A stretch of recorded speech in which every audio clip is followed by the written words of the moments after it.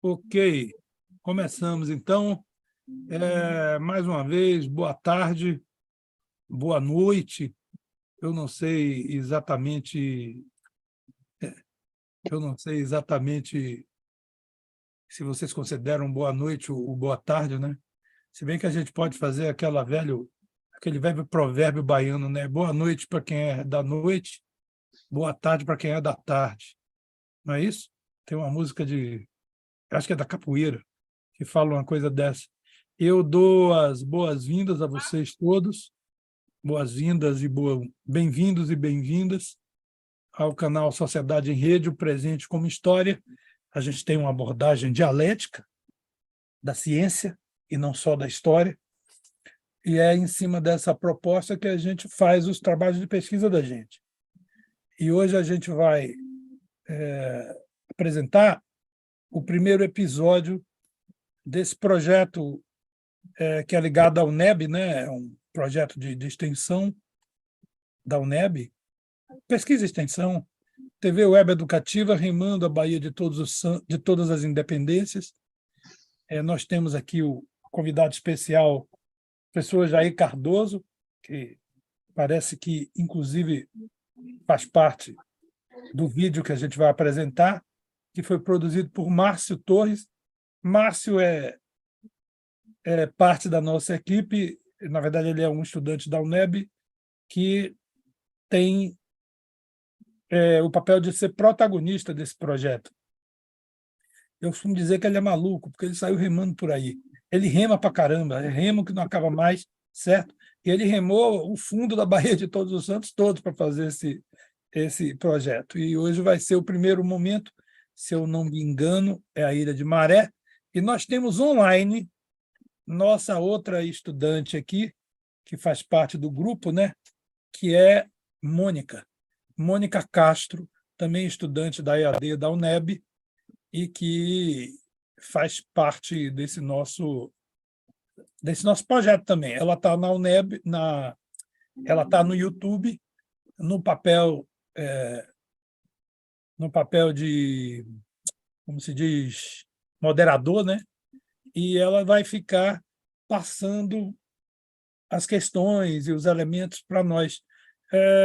Mônica, você deve estar nos ouvindo. Seria bom você entrar no Zoom, porque você passava as questões aqui no Zoom. É por isso que eu estou pedindo que você entre no link que Márcio te mandou.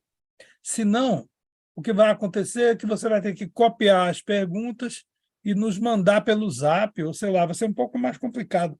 É mais fácil se você entrar aqui para falar com a gente. Bom, depois dessa introdução, não antes de pedir a vocês que, se vocês gostam de ciência, de história, de dialética, de pesquisa, de trabalho científico de uma forma geral, engajado, politicamente engajado, inscrevam-se no canal. Esse é um canal que tem essa proposta. E aí eu vou passar a palavra primeiro para Márcio, depois para o nosso convidado para uma primeira rodada de fala aí deles. Sejam bem-vindos, por favor, Márcio Torres. Boa noite a todos, boa noite, professor Alfredo, boa noite, professor Jair Cardoso. É uma satisfação estar aqui mais uma vez, né? Nós encerramos nosso primeiro projeto de extensão esse ano, com a expedição ao Rio de Janeiro, né? Fizemos 12 episódios na TV Web, discutindo história, contextualizando a história do litoral brasileiro. E esse primeiro projeto nasce a necessidade da gente, no ano do bicentenário, da gente fazer uma abordagem mais, assim, digamos, mais popular, mais povo, mais comunitária, né? Mostrando um pouco da realidade das comunidades quilombolas e que ainda resistem e sobrevivem no litoral, no nosso litoral costa do Recôncavo da Bahia. E aí fizemos um projeto de uma expedição de 6 dias. Eu fui de caiaque dia após dia, chegando nos lugares, nós fomos pesquisando, né? Entrevistando pesquisadores locais, professores, para trazer o máximo de conteúdo possível aqui para essas lives, que são os nossos episódios. Nós vamos apresentar um vídeo por live, né, mostrando o roteiro da expedição de cada dia. E, após a apresentação do vídeo, a gente faz uma discussão historiográfica com os presentes à mesa. Então, quero agradecer mais uma vez a presença de todos e vamos começar. Professor Jair. Olá, Márcio Torres. Olá, professor Alfredo. Boa noite a todos, a todas e a todos. É um prazer enorme estar aqui com vocês para a gente tratar de temas assim bem atualíssimos, né? Trazendo imagens ao vivo e a cores dessas localidades belíssimas da majestosa Bahia de Todos os Santos e, ao mesmo tempo, intercalando essas imagens do passado e correlacionando-as com o presente. As imagens são do presente, os fatos são do passado, também são do presente. Então, essa intersecção entre passado e presente nos enriquece muito.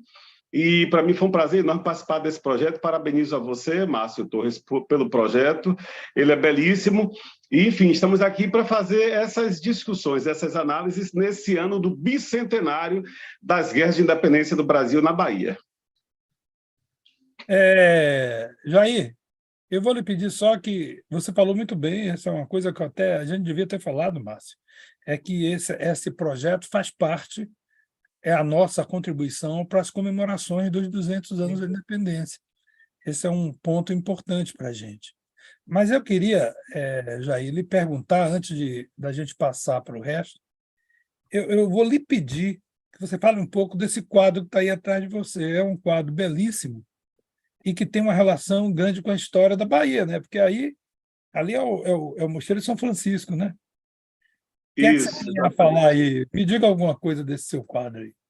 Então, esse quadro eu estava passando ali na Rua das Portas do Carmo e vi na galeria ali esse quadro belíssimo, e ele traz exatamente aquele espaço ali do Terreiro de Jesus, né? E vê-se no fundo ali o Cruzeiro de São Francisco com a Igreja de São Francisco. E eu me encantei com ele pela pintura barroca, né? E ao mesmo tempo com características do impressionismo. A gente vê um quadro que retrata, enfim, uma paisagem baiana do século XIX, que me encantou particularmente. Na verdade, ela é uma paisagem que pode ser considerada também do século XVIII, porque a Igreja de São Francisco ela é bem anterior do século XIX, né? Aí se vê ainda São Domingos de Gusmão e um espaço do Terreiro de Jesus com as palmeiras, né, imperiais. Enfim, é um quadro que eu me encanto muito porque me reporta a Bahia do século XVIII e do século XIX. É verdade. Eu acho aí que até que aí é a Bahia do século XVIII mesmo. Sim. Esse que está aí. Bom, então, Márcio, comande aí, é com você, o projeto tem você como protagonista. Só vou pedir à Mônica que fique atenta às contribuições. Quem está nos assistindo, por favor, contribua. Mônica, vê como é que você vai fazer para passar. Ainda acho que é melhor você tentar entrar aqui no Zoom. Vá lá. Não, acho que é legal a gente colocar o vídeo, né? Começar com a apresentação do vídeo. Quer mostrar o vídeo? Tá bom. Mostrar o primeiro passo é sair de São Tomé de Paripe e remar até a Ilha de Maré e apresentar o que aconteceu nesse primeiro dia. Aí depois a gente vai fazer essa discussão. Então vamos lá.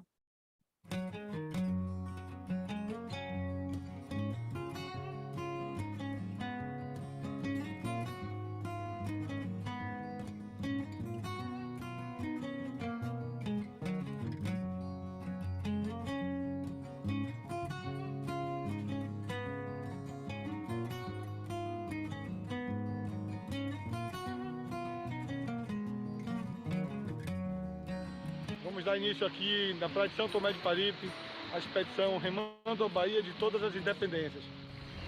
Boa viagem.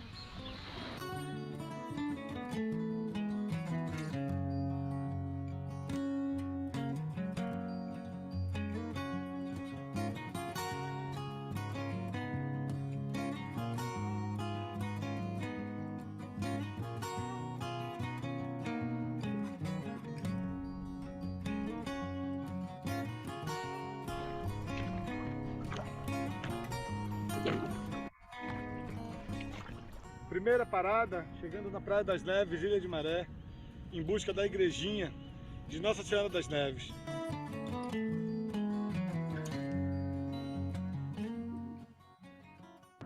Vamos subir ali o morro para encontrar essa relíquia aí esse monumento histórico da Baía de Todos os Santos, que nos traz para o comecinho da colonização, os primeiros povoamentos, onde iniciou o empreendimento da plantação de cana e da produção de açúcar.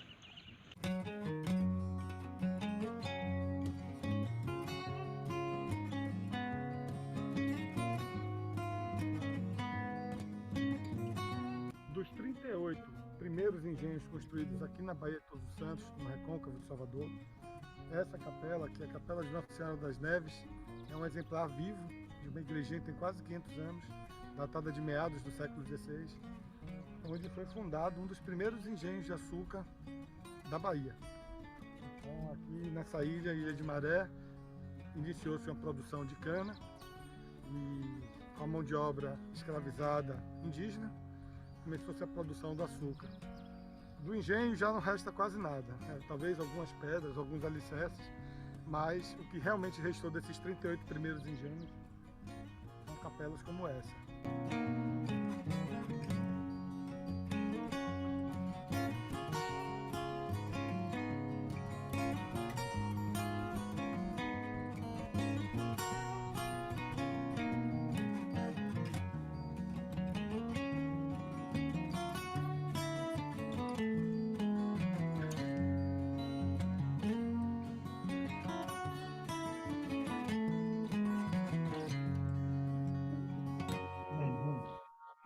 Bora navegar aqui, dar sequência à viagem.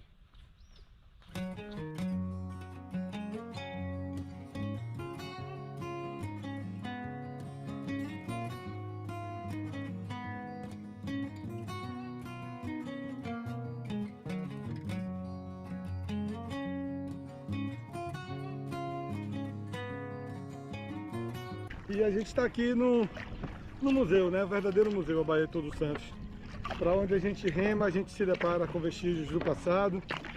Vamos atravessar esse braço de Baía de Todos os Santos aqui para nos encontrarmos agora com um outro engenho, um engenho de uma outra época. Vamos dar um salto no tempo de 3 séculos aproximadamente, do início do povoamento, para falar do apogeu, o apogeu do açúcar no século XIX, e que é o assunto que nos interessa nessa expedição, que é mostrar todo o poderio, a opulência desses senhores de açúcar, e que usaram esse poder para confrontar e potencializar os embates, as batalhas que culminaram na expulsão dos portugueses.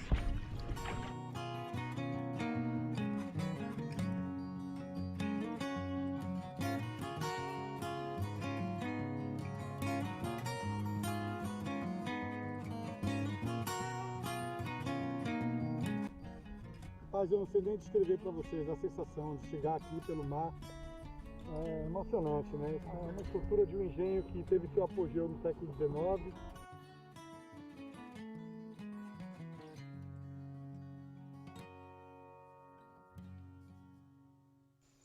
Esse é o engenho Freguesia, que está situado aqui às margens da Baía de Aratu, que é uma baía dentro da grande Baía de Todos os Santos. É um engenho que se formatou desde o século XVI. Aqui existia uma freguesia de Nossa Senhora da Piedade do Matoim.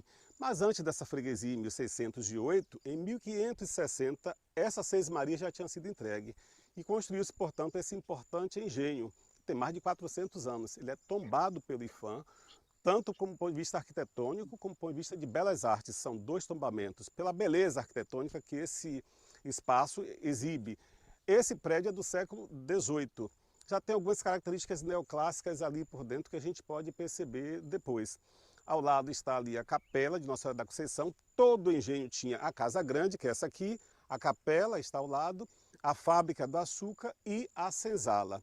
Essas partes compunham o chamado engenho, muitos pelo recôncavo da Bahia adiante. Século XVI, quando ele foi construído, já tinha 36 engenhos funcionando aqui na área do recôncavo. Gabriel Soares de Souza, um grande bandeirante, tratadista baiano, ele faz uma pesquisa aqui pela área e ele descreve aqui dizendo que do mar esse engenho parecia uma vila, de tanto aparato e movimento que já existia aqui. Aqui, portanto, nossa ancestralidade africana é sequestrada na África, veio para aqui trabalhar.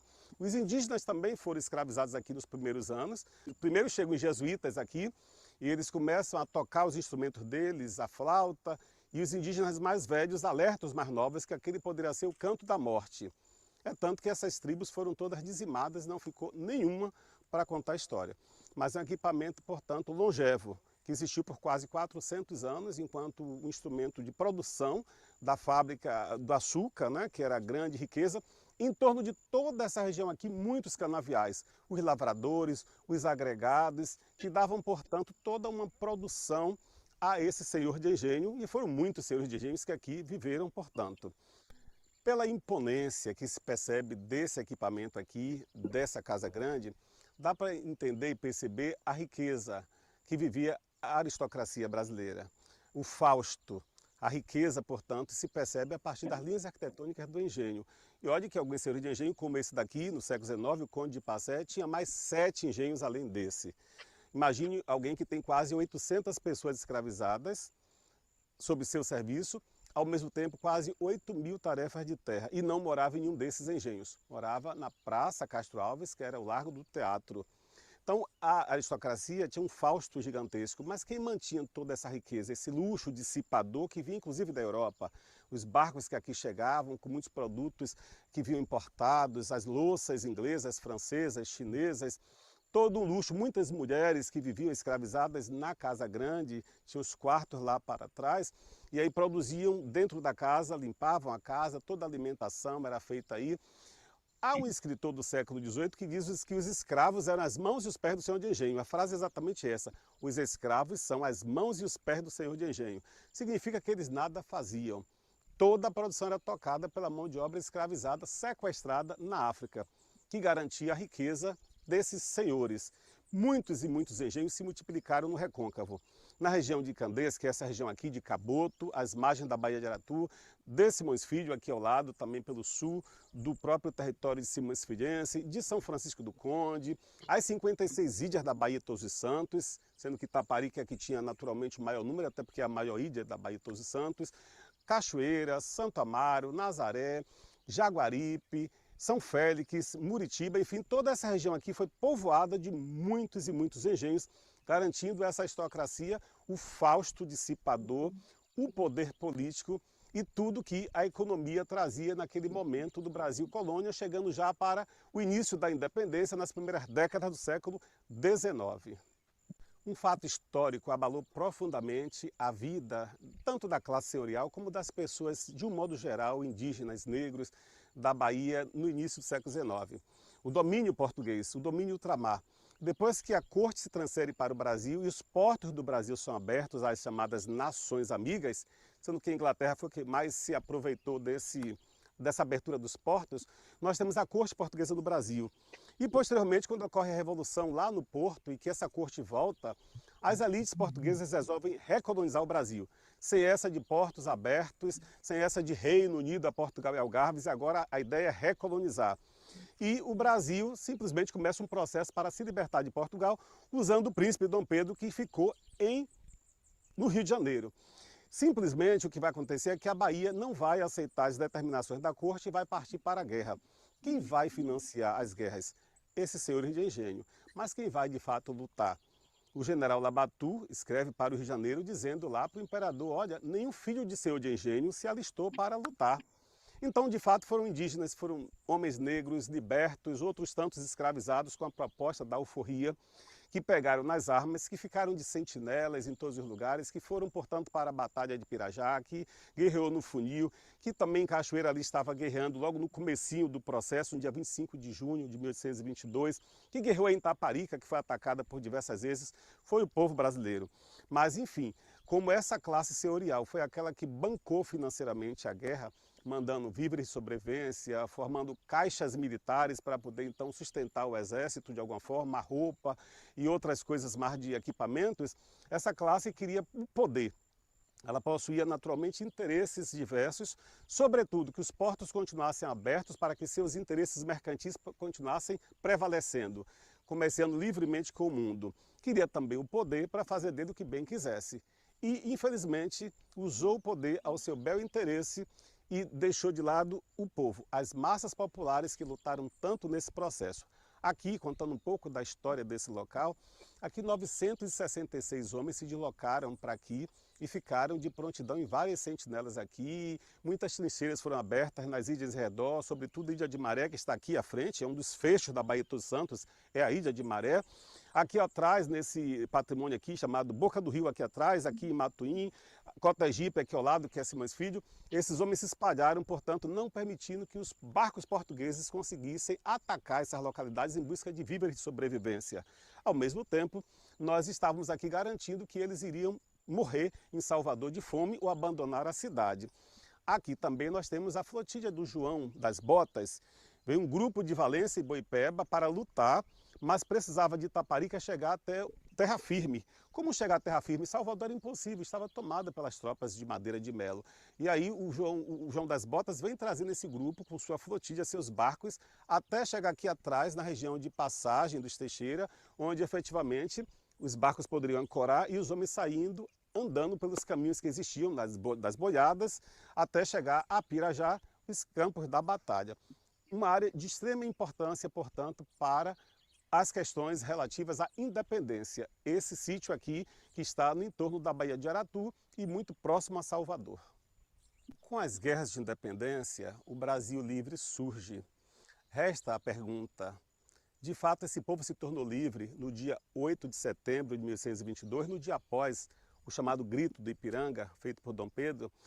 De fato, esse povo se tornou livre, soberano, autônomo, independente, depois do dia 2 de julho de 1623, o que vemos foi que muitas pessoas escravizadas que tiveram a promessa da alforria não tiveram a promessa concretizada. Negros libertos, indígenas que participaram do processo também foram esquecidos pelo governo branco e elitista que se formatou a partir da classe senhorial. E a exclusão social, racial, foi gigantesca e ela comanda todo o processo desse período pós-independência. O surgimento que vai ter depois das favelas que vão surgir com a Lei Áurea, os negros não tinham para onde ir, leva para a gente um grande questionamento. E a questão territorial aqui, desse entorno, desse patrimônio, todo em torno da Baía de Aratu, o que aconteceu aqui? A escravidão continua existindo e depois que veio a Lei Áurea, terra não foi dada para ninguém. Essas terras que existiam, que eles faziam plantações, inclusive, de subsistência nos engenhos, nem isso os senhores quiseram dar. Por isso, muitos desses canaviais aqui em redor do Recôncavo foram queimados e gado furtado para uma questão de sobrevivência. Cria-se, portanto, populações marginais, porque não tinham garantia de terra, de trabalho, de sobrevivência. Enfim, essas reflexões precisam ser feitas porque até hoje o que percebemos é que a pobreza tem cor no Brasil. Ela é negra. Negra por um processo de exclusão que foi jogado, formatado, todo esse povo que veio lutar na guerra, que produziu ao longo de mais de 400 anos nesse país e produz até hoje o chamado País Brasil, e sem ter acesso a ele. É uma reflexão que precisa ser feita, é que a independência não veio para todos e é uma luta, que é a demarcação de territórios, que é reconhecimento de terras quilombolas, que tem muitas aqui em redor e que estão ainda sem serem reconhecidas. Muitos pescadores, marisqueiras, as populações tradicionais aqui do entorno precisam efetivamente ter o acesso à terra e ao trabalho.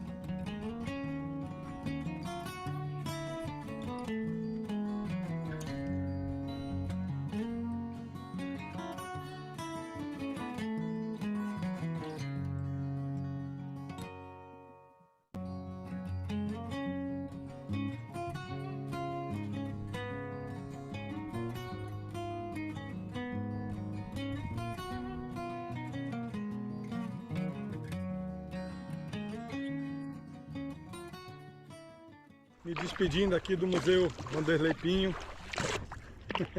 É difícil sair dos lugares aqui.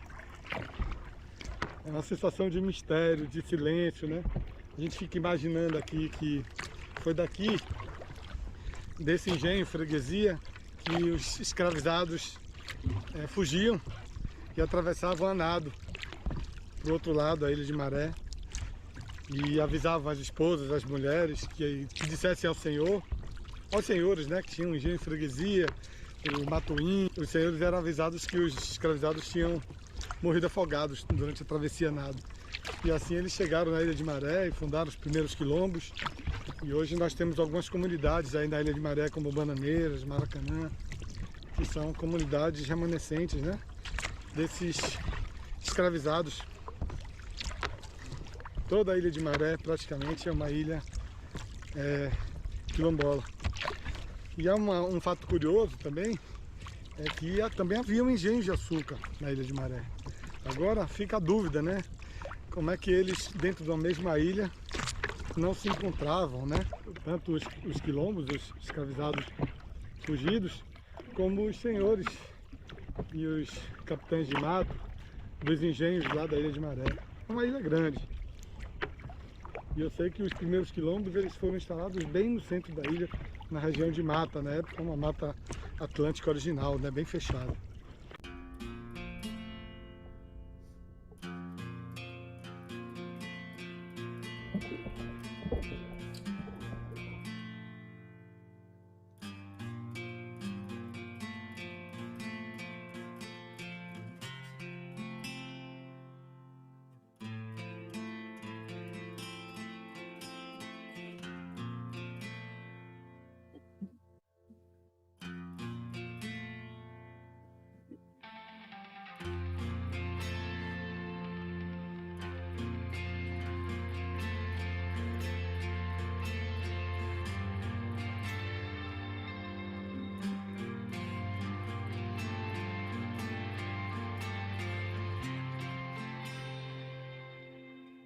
Estamos aqui na Ilha de Maré, com meu nobre amigo Elivandro, meu cicerone aqui na Ilha de Maré. Elivandro é um estudioso da história da ilha, é nativo, a família toda nascida aqui na Ilha de Maré. Então temos muitas histórias aqui para a gente ouvir, aprender e entender mais um pouco sobre essa ilha, sobre o passado colonial. É um lugar que tem aí pelo menos aí uns 500 anos de história dos portugueses para cá, fora a história tupinambá dos povos originários que já viviam aqui, não é isso? Sou descendente de negro com tupinambás que viveram aqui, né, na Baía de Todos os Santos ao longo da história e acabaram, né, se unindo nessa luta contra a opressão dos senhores de engenho. E daí surgiram essa miscigenação aqui em Ilha de Maré, né, mistura de preto com índio e europeu. Sabe-se que os negros acabaram chegando aqui fugindo dos engenhos que tinham no continente, Passé, Caboto, as freguesias que tinham ao redor da Baía de Todos os Santos, e eles procurando refúgio, né, procurando se proteger da escravidão, fugir da escravidão, acabaram vindo para aqui, segundo as pesquisas com pessoas mais velhas, eles vinham em jangadas, outros vinham nado procurando refúgio, e onde se concentra a maior parte de pessoas negras, lá em Praia Grande, né? E aqui eles ficaram, acabaram sendo escravizados aqui na Ilha de Maré pelo fato dos senhores dos engenhos europeus terem vindo fazer morada também aqui. Aqui, por exemplo, é um grande exemplo disso, onde a gente vê aqui a Palmeira Imperial, onde tinha uma casa grande, onde se acredita que era o engenho de Bonfim. Talvez, como os estudiosos anteriores não conseguem definir, talvez tenha sido aqui o engenho Bonfim, onde ninguém consegue ter localização, mas se acredita que tenha sido aqui na ilha. Como o engenho de Maré, que está lá perto de Botê, já foi localizado, identificado como tal, então a gente acredita que esse tenha sido o engenho Bonfim, que aconteceu aqui no Martelo, da parte norte da Ilha de Maré. Nessas ruínas onde se acredita que seja o engenho Bonfim, existia grandes paredes e grossas paredes, onde se acredita que era a casa de engenho, do senhor de engenho. Eu consegui encontrar moedas antiguíssimas, inclusive, e vários objetos que remontam àquela época da colonização. E uma das coisas que demonstra de que esteve a colonização, que o povo português esteve aqui escravizando o povo preto, são essas palmeiras que estão em volta, ao redor desse monumento aí, dessas fortificações, dessas ruínas. Lá abaixo a gente vai ver onde acontecia a produção de açúcar, né? Acredita que lá é a casa de produção do açúcar e vamos ver daqui a pouco algumas alvenarias da planta da casa de produção do açúcar. E aqui onde o senhor de engenho do alto ficava monitorando todas as pessoas que estavam ao redor, embaixo, trabalhando. A gente percebe que é um lugar estratégico, né, que essa casa grande foi colocada no lugar mais alto aqui, onde se tem uma visão muito boa do lado, todos os lados, inclusive do mar. Tem uma visão muito boa de quem está abaixo daqui. Essa casa de senhor de engenho foi queimada pelos holandeses, né, na chegada dos holandeses, a invasão holandesa. E aí inicia a destruição. A partir daí, as pessoas, né, que já agora na contemporaneidade começam a destruir mais ainda. Mas ainda assim eu consegui encontrar essa casa quase que intacta, só sem o telhado. Mas as paredes todas levantadas e ainda com fumaça, com parte de fumaça, né, como se tivesse tocado fogo mesmo nas paredes.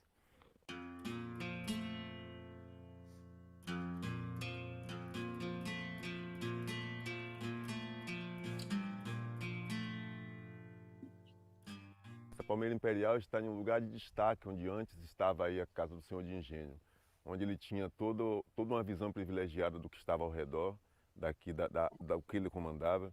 Logo abaixo a gente vai se dar conta de onde acontecia a produção da cana-de-açúcar, né, do açúcar, onde se acontecia o beneficiamento. E aí nessas ruínas a gente tem um porão na parte de baixo, onde se acredita que se deixava os escravizados de castigo. Percebemos que tem um porão com alguns ferros embaixo para que ele não pudesse escapar, como se fosse uma cela. E a palmeira imperial, como a gente sabe, demarca, né, demonstra onde teve presença do povo português, do povo que escravizou, do colonizador. Aqui nós temos algumas moedas que foram encontradas nas ruínas de alguns lugares que a gente acredita que tenha sido casa de engenho e senzala, etc., que está aqui pela Ilha de Maré. O engenho Bonfim, parte disso encontrei no engenho Bonfim, outra parte no engenho de Botelho, que foi o maior engenho daqui, chamava inclusive engenho de Maré. São moedas que são do século passado, né, que eram utilizadas nessa época. Alguns outros objetos que a gente não consigo identificar o que é, mas talvez uma condecoração de algum dos senhores de engenho, não tenho ideia do que é, não fiz o estudo ainda aprofundado para descobrir.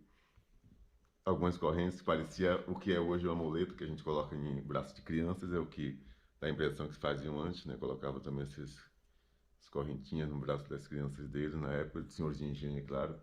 E toda essa parte aqui foi encontrada no interior das casas de engenho, de senhor de engenho. As casas maiores, mas bem cuidadas.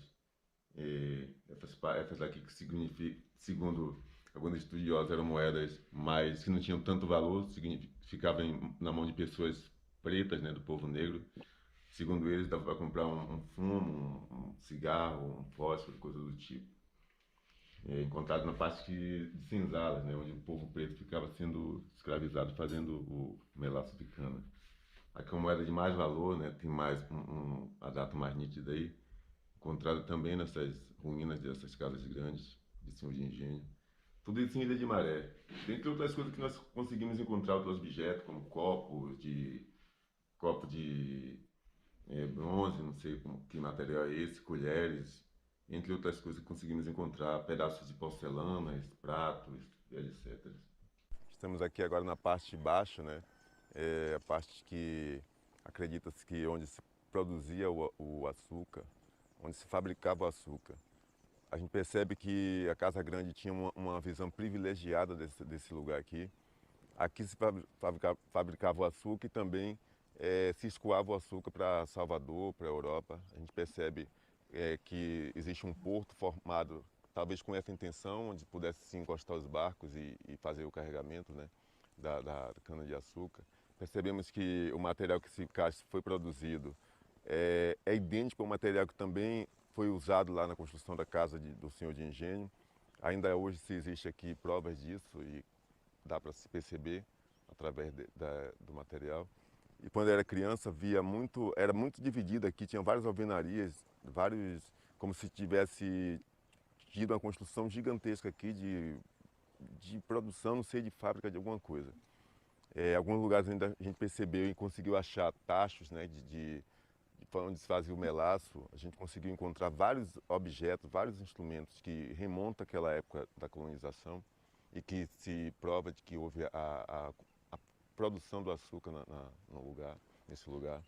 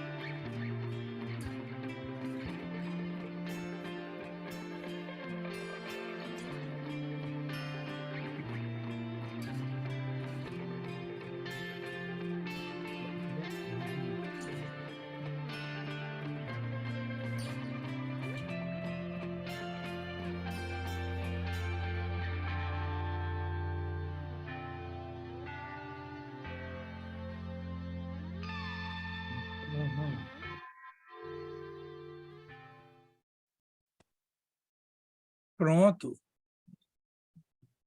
Parabéns, Márcio. Obrigado, professor. Temos aí a nossa primeira produção, primeiro episódio, né?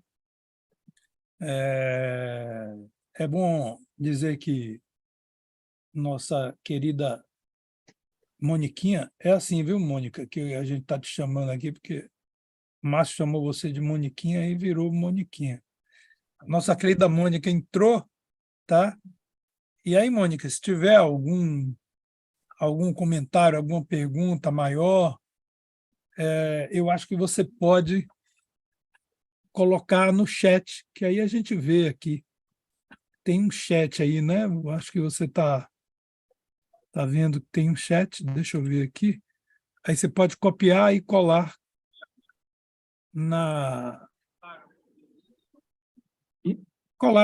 no chat que a gente pega.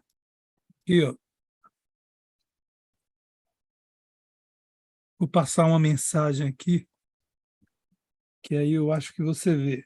Eu estou com o WhatsApp aberto também, professor. Falei para ela, caso ela veja alguma pergunta interessante, ela mande para mim. Mas eu estou até achando aqui legal. Uhum. Eu não sei como é que eu faço, devia ter uma forma dessas mensagens pararem aqui embaixo. Deve ter, eu é que não sei operar o Zoom ainda nesse sentido, mas isso fica depois. Bom, deixa eu fazer aqui, então, algumas observações para provocar vocês aí. É interessante pensar. Primeiro, Márcio, quando você puder, me diga quem é que está fazendo aquelas tomadas do alto. Houve uma tomada do alto de alguns barcos. Não precisa ser agora, não. Segura aí a onda. Anota esse negócio. Porque, com certeza, não foi você. Você estava remando, estava com aquela câmera assim, e aí eu queria saber de onde veio aquela tomada de cima. Tá? O engenho de açúcar, construído em 1552, isso quer dizer que Salvador tinha simplesmente 3 anos de idade, Jair. Salvador tinha sido fundada 3 anos antes. Quando Salvador foi fundada, 3 anos antes, ela, na verdade, estava... A capital, né, era uma nau. Tomé de Souza ele governava do navio, porque os prédios ainda estavam em construção. E demoraram alguns anos para que aquele palácio, né, o Palácio Rio Branco, primeiro palácio de governo, ficasse construído para que o governador pudesse governar a partir de lá, do palácio. né? Então, é um engenho muito antigo. Ele deve ter sido construído amando, ou pelo menos em acordo, ou com apoio do próprio Tomé de Souza. Sim, indígenas e africanos certamente foram escravizados, os indígenas também, né? Tem muita gente que pensa que não, mas eles foram igualmente escravizados. Mas uma coisa que o seu vídeo mostra claro é a Bahia e a possibilidade da Bahia de criar a baianidade, inclusive com o senhor de engenho, inclusive com ele. Ele também fazia parte disso. Então, você tem o poder e aquele poderoso instalado naquilo que é quase um castelo, né? Só não tem as muralhas de um castelo medieval, mas é quase um castelo, e, ao mesmo tempo, você tem ao redor as comunidades. E isso dá a ideia, para nós, da formação do que Cátia Matoso chama de Interlândia, a partir do nosso mar interno, né? Que, na verdade, eu acho que isso é a própria origem do que a gente pode chamar de baianidade. Acho que a Bahia surge dessa mistura, mas é uma mistura feita com água salgada, com Bahia, né? Nós somos meio que filhos da Bahia de Todos os Santos e dessa navegação. Eu não sei, Jair, se os índios foram dizimados. As comunidades indígenas foram dizimadas. Mas os índios, escravizados ou não, eles acabaram incluídos nas comunidades de pescadores, nas comunidades da região, de maneira que sua cultura se misturou. Eles talvez tenham deixado de existir como índios. Eu nem sei se deixaram de existir como aldeia indígena. Eu tenho a impressão que algumas das comunidades que nós temos hoje, algumas das cidades, inclusive, elas estão colocadas em cima de onde eram aldeias indígenas, tupinambás. Então, esse é um ponto que eu queria colocar para que a gente discutisse. De qualquer maneira, eu acho que os índios estão presentes, inclusive nos moradores da região e da ilha também. As propostas de independência eram 4, pelo menos, né? Tinha uma proposta que não era de independência, aliás, 2. Era os senhores de engenho permanecerem com a relação senhorial que trouxeram, que estabeleceram aqui, e o que eles queriam mesmo, o ideal, era manter isso relacionado a Portugal. E, na época, havia uma relação a isso, né, um apoio a isso, pela proposta de um dos filhos de Dom João, que era o Dom Miguel. O Dom Miguel ele representava essa continuidade. Mas os engenhos, na medida em que viram que Dom Miguel e a proposta dessa continuidade não tinham força para manter o Brasil, até porque a Inglaterra não queria, e esse é que era o verdadeiro problema, um conflito entre Inglaterra e monarquia portuguesa. A Inglaterra não queria o Brasil unido a Portugal. Então, os senhores de engenho e a classe senhorial passou a apoiar uma independência do tipo muda para não mudar. Quer dizer, eu vou aceitar a independência contanto que as relações sociais permaneçam as mesmas. E contra isso estavam as propostas de independência populares. Uma proposta de independência popular estava ligada à Revolução do Porto, em Portugal. E esta não desejava a independência, e sim que, a partir de todo Portugal, houvesse uma transformação social na direção de uma cidadania, inclusive do fim da escravidão. A Revolução do Porto tem a ver com isso. E a derrota da Revolução do Porto, que acontece em 1821, é que precipita os movimentos de independência, porque o povo brasileiro percebe, os setores do povo organizado, que não tem como conseguir o avanço atrelado a Portugal, já que a única proposta que existia em Portugal de um certo avanço tinha sido derrotada lá mesmo, exatamente por Dom Miguel, né? Que é um dos filhos de Dom João VI, irmão de Dom Pedro. Dom Pedro fica aqui, quer dizer, esse é um quadro de porrada entre as aristocracias, entre os senhores. Mas o povo se envolve. E o povo baiano, em geral, acha que com Portugal não tem jeito, então eles lutam pela separação. Então, esse é um quadro complexo, são 4 projetos de futuro, 4 projetos políticos que disputam palmo a palmo, e esses projetos eu acho que têm a ver com o que a gente falou aqui. Mais algumas observações. Eu acho que a gente tem que entender, Márcio, isso vai muito para você. Por que será que numa mesma ilha, que não é grande, ela tem 12 quilômetros de perímetro? Eu já rodei aquela ilha toda andando, eu e Paula. A gente, um dia que estava lá, a gente passou vários dias lá, né? Um dia a gente resolveu rodar aquela ilha. E a gente rodou. Então, a gente rodou em todas as praias. Se a gente rodou 12 quilômetros não é tanto assim, isso é sinal de que qualquer capitão do mato era capaz de fazer isso. Então, aquele mistério que você coloca no vídeo, porque como é que eles conseguiram? Talvez eles não fossem inimigos. A história não é linear, a história não é simples.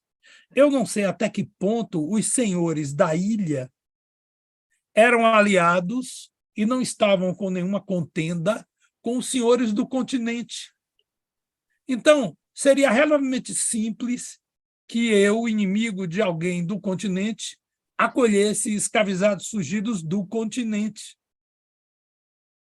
Então, a gente não sabe direito como essas comunidades se articulavam em alianças extremamente complexas e nada bobas. Tá? A gente, às vezes, simplifica o movimento da história.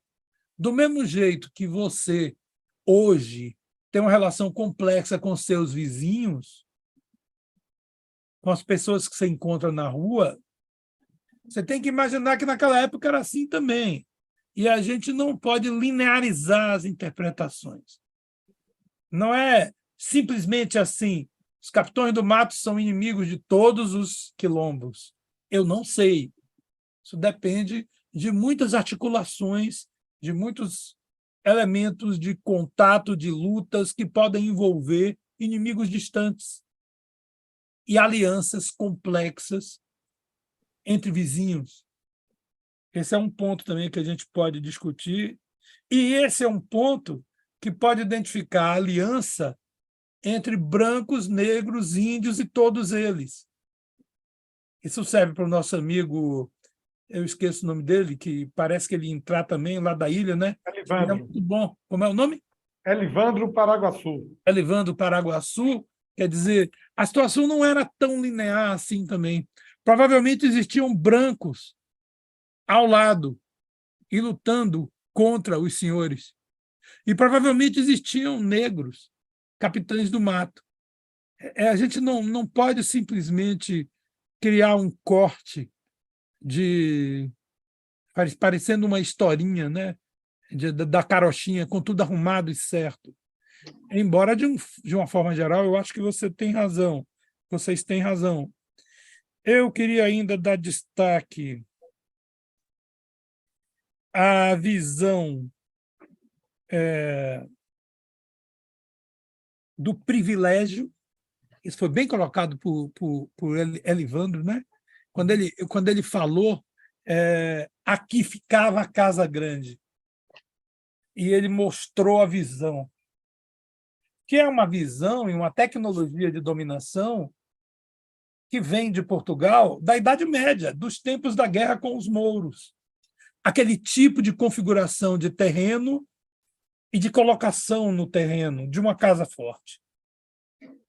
Mas o que precisa também ser colocado ou são os elementos de resistência.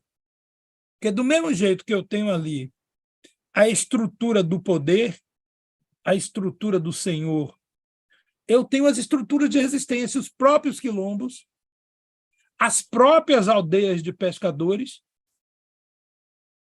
né? E de agricultores que sustentavam com comida, com peixe, a Casa Grande. E o que é interessante é que essas aldeias resistentes hoje estão sendo atacadas pela especulação imobiliária e pelos hotéis. E a gente tem a continuidade, digamos assim, do ataque a essas comunidades. Última coisa que eu quero colocar antes de passar para vocês, interessante ver o óleo de baleia na argamassa das muralhas mostradas ali e como está resistindo até hoje, certo? E como as construções são fortes feitas com aquele tipo de massa. E, por outro lado, a gente vê ali as diversas comunidades e técnicas de pesca, de mariscagem, a construção da rede. De onde será que vem aquela rede, aquele tipo de rede? Será que os indígenas já construíam, já teciam assim? Será que isso veio da África? E se veio da África, Jair, aí é um elemento que eu ponho para vocês.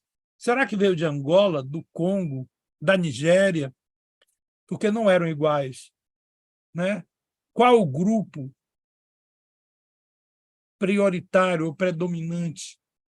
São elementos que a gente precisa levantar, porque eu levantaria a ancestralidade das pessoas concretamente. Bom, são as provocações que eu tenho, eu passo para vocês aí. Obrigado pela oportunidade. Com vocês. Professor Jair. Olá, Márcio. Deixo contigo as palavras. Olha, eu acho a Ilha de Maré muito instigante. Assim como o professor Alfredo, eu também fiz esse périplo pela ilha. Eu aluguei uma casa lá por 5 dias e aquela área bem em frente ali, a Caboto, Bananeira. E da Bananeira fui andando, né? Aí fui pegando, então, Botelho, e aí Neves, Santana, Praia Grande, Passa Cavalo, Martelo, Maracanã. Então, eu dei a volta 360 graus ali para entender um pouco essa questão de como é que esses quilombos se formatavam ali ou se formatariam bem na cara da Casa Grande ou das casas grandes, porque a Ilha de Maré é muito grande, é uma das maiores ilhas da Baía de Todos os Santos. Ela pode ser considerada pequena do ponto de vista do seu tamanho, mas se você considerar que tem 56 ilhas na Baía de Todos os Santos e ela é uma das 4 maiores, Itapari, que é a maior de todas, Ilha dos Frades, Ilha de Maré e Ilha de Cajaíba. Então, é uma das maiores ilhas. E, de fato, eu saí de manhã cedo e, quando retornei, já foi no final da tarde para o mesmo ponto, dando os 360 graus, andando na ilha. Muitas matas existiam lá e ainda existem, na verdade, fechadas, né? As casas grandes instalavam-se em locais que eles conseguiam estabelecer uma limpeza, uma área de domínio, mas não... O senhor de engenho ou os senhores não dominavam, aparentemente, toda a ilha e suas matas, né? Inclusive com suas muitas armadilhas. A polícia baiana, por exemplo, no século XIX, tinha muita dificuldade de ir lá. E quando chegava, muitas vezes, o próprio policial ou aquele feitor, o capataz, ele morria, era assassinado nas emboscadas feitas pela população negra que ali se refugiava.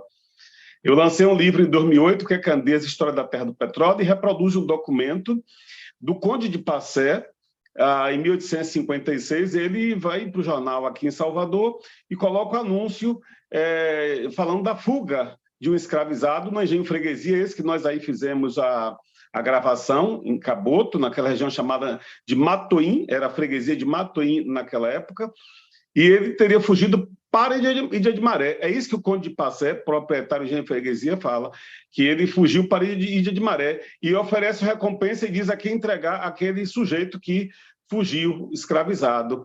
De qualquer forma, eu lembro bem quando o professor Biratã Castro, Bira Gordo, foi meu professor, fez inclusive o prefácio desse livro aqui, meu, em 2008, e estive com ele ali uma vez e ele disse, Jair, eu já vi muitos documentos de pessoas aqui que atravessavam a nado, né, para conseguir a liberdade e buscava-se, portanto, refúgio lá em um quilombo de Ilha de Maré. Isso para a gente é muito claro que Ilha de Maré tinha, de fato, realmente muitas comunidades, ou algumas comunidades, ou grupos quilombolas da época da escravização. Tem documentos, inclusive, que atestam esse fato. Você chega na Ilha de Maré e percebe uma população das Mar Negras da Bahia. A Praia Grande, por exemplo, me surpreende, assim, me surpreendeu às vezes que estive lá, porque aparentemente, pelo que eu andei de Bahia até hoje, pelo menos, eu percebi ali uma das maiores populações, uma das mais intensas populações negras da Bahia, né? Então, assim, a gente percebe, de fato, que é uma região quilombola, na cultura, na forma de ser, na forma de falar também, na religiosidade, enfim, é uma ilha instigante, né? A princípio, a Ilha de Maré pertencia, integrava essa freguesia de Nossa Senhora da Piedade do Matoim. Em 1722, aquele santuário mariano, ele traz exatamente a Ilha de Maré fazendo parte ainda dessa freguesia.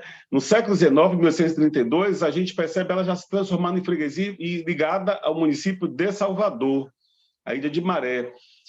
A gente percebe, no período da independência, 966 pessoas foram colocadas na região da Ilha de Maré para fazer as sentinelas, cavar aquelas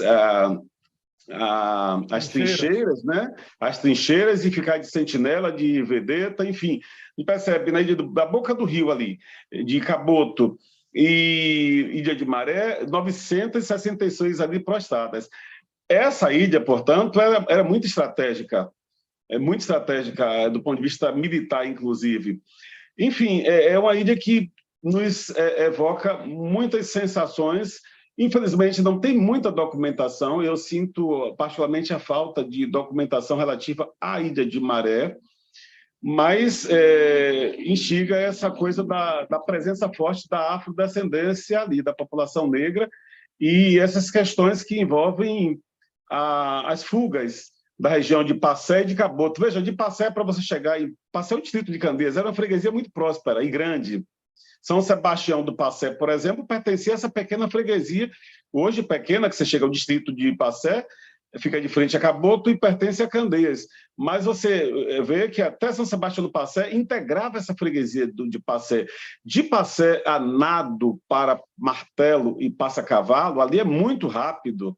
Os cavalos saem dali de Ilha de Maré para participar de uma série de eventos, de cavalgadas, e rapidamente as canoas e barcos vão puxando, eles chegam em 3, 4, 5 minutos, já estão do outro lado, que é Passé. Há uma proximidade muito grande, né, dessa freguesia de Passé para a Ilha de Maré.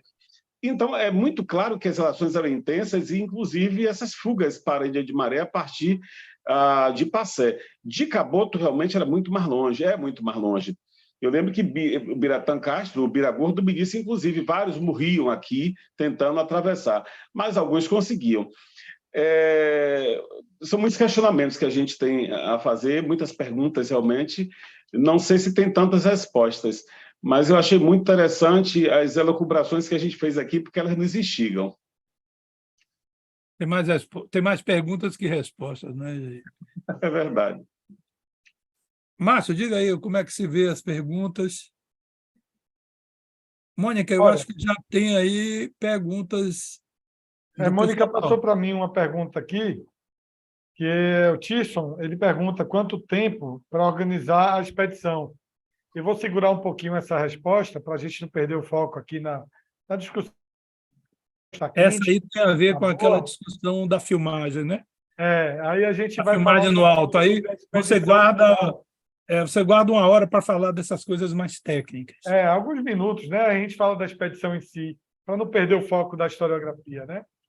Mas, assim, eu tenho alguns questionamentos também, algumas dúvidas, né? Naturalmente, quando a gente vai remando e vai se deparando com os sítios, né, arqueológicos, né, com museus, são todos eles museus, né, com ruínas. Essa coisa do chegar na Ilha de Maré, na comunidade onde vive Elivandro, e ele me levar aos pés de um morro fechado de mata, onde nós tentamos, inclusive, adentrar e mostrar os muros, né, algumas paredes ainda existentes dessa casa grande, de um engenho que ainda não foi, segundo ele, e pelo que eu tenho lido, eu também não achei nenhuma informação, provavelmente o professor Jair, que é um pesquisador local também dessa região do Recôncavo, né, como filho de Candeias, que possa me explicar isso melhor. Porque, assim, o engenho de Maré, que Elivandro fala, é o engenho daquela igreja primeira que eu tive, a de Nossa Senhora das Neves, que foi, inclusive, doado por Tomé de Souza para o sesmeiro Bartolomeu Dias, salvo engano, né? Essa é a referência que nós temos de engenho na Ilha de Maré. Porém, se não deixar passar batido isso, que Elivandro fala, inclusive ele me pede ajuda, e ele nos pede ajuda para que pesquisemos, né? E eu até falei para ele, Elivandro, quem tem que fazer esse mestrado é você, meu amigo, porque você que é filho da terra. A gente pode se ajudar, né? Quem descobre um documento, e a gente vai se ajudando com pesquisas. Eu faço todo o gosto que seja você, eu falei para ele, né? E até como estudante de história, em breve ele vai estar formado, e seria uma oportunidade boa ele estar aqui. Eu acho que ele está com problemas técnicos, tecnológicos mesmo, o aparelho dele está muito velho, ele não teve tempo de comprar um novo, e eu acho que por isso ele não está conosco aqui. Mas a ideia de trazer a Elivandro é exatamente fortalecer também esses laços, né, com um cara que é nascido lá, é nativo, e é um estudioso, né? Você vê um cara que gosta de livros, gosta de leitura. Se eu não me engano, ele já está na terceira graduação aí. Ele estuda Direito, estuda História, além de ser gestor ambiental. Mas me deixa muito, muito angustiado a possibilidade da existência de um engenho, que é o engenho que ele cita como engenho. A gente esteve lá, eu não pude entrar, fiquei mais angustiado ainda por isso, porque precisa voltar com facão, abrir caminhos. Mas eu ouvi atentamente as palavras dele, que foram registradas aqui no vídeo, onde ele fala, inclusive, de vestígios de fumaça nas paredes, né? Muito possivelmente datados da época da invasão holandesa.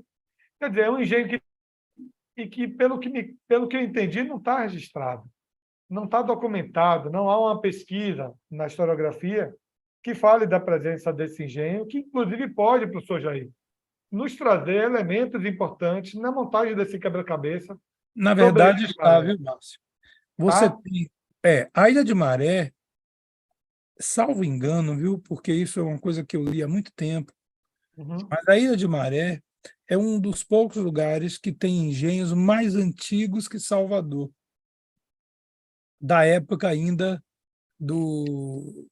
da Vila dos Pereira e da capitania, porque alguns engenhos foram colocados em funcionamento ainda naquela época. Tá?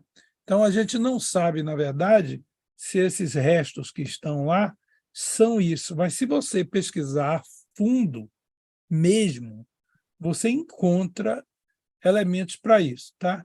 Você tem, inclusive, o nome das famílias, o nome do cara que recebeu e do que ele fez, e de como agiu e tal.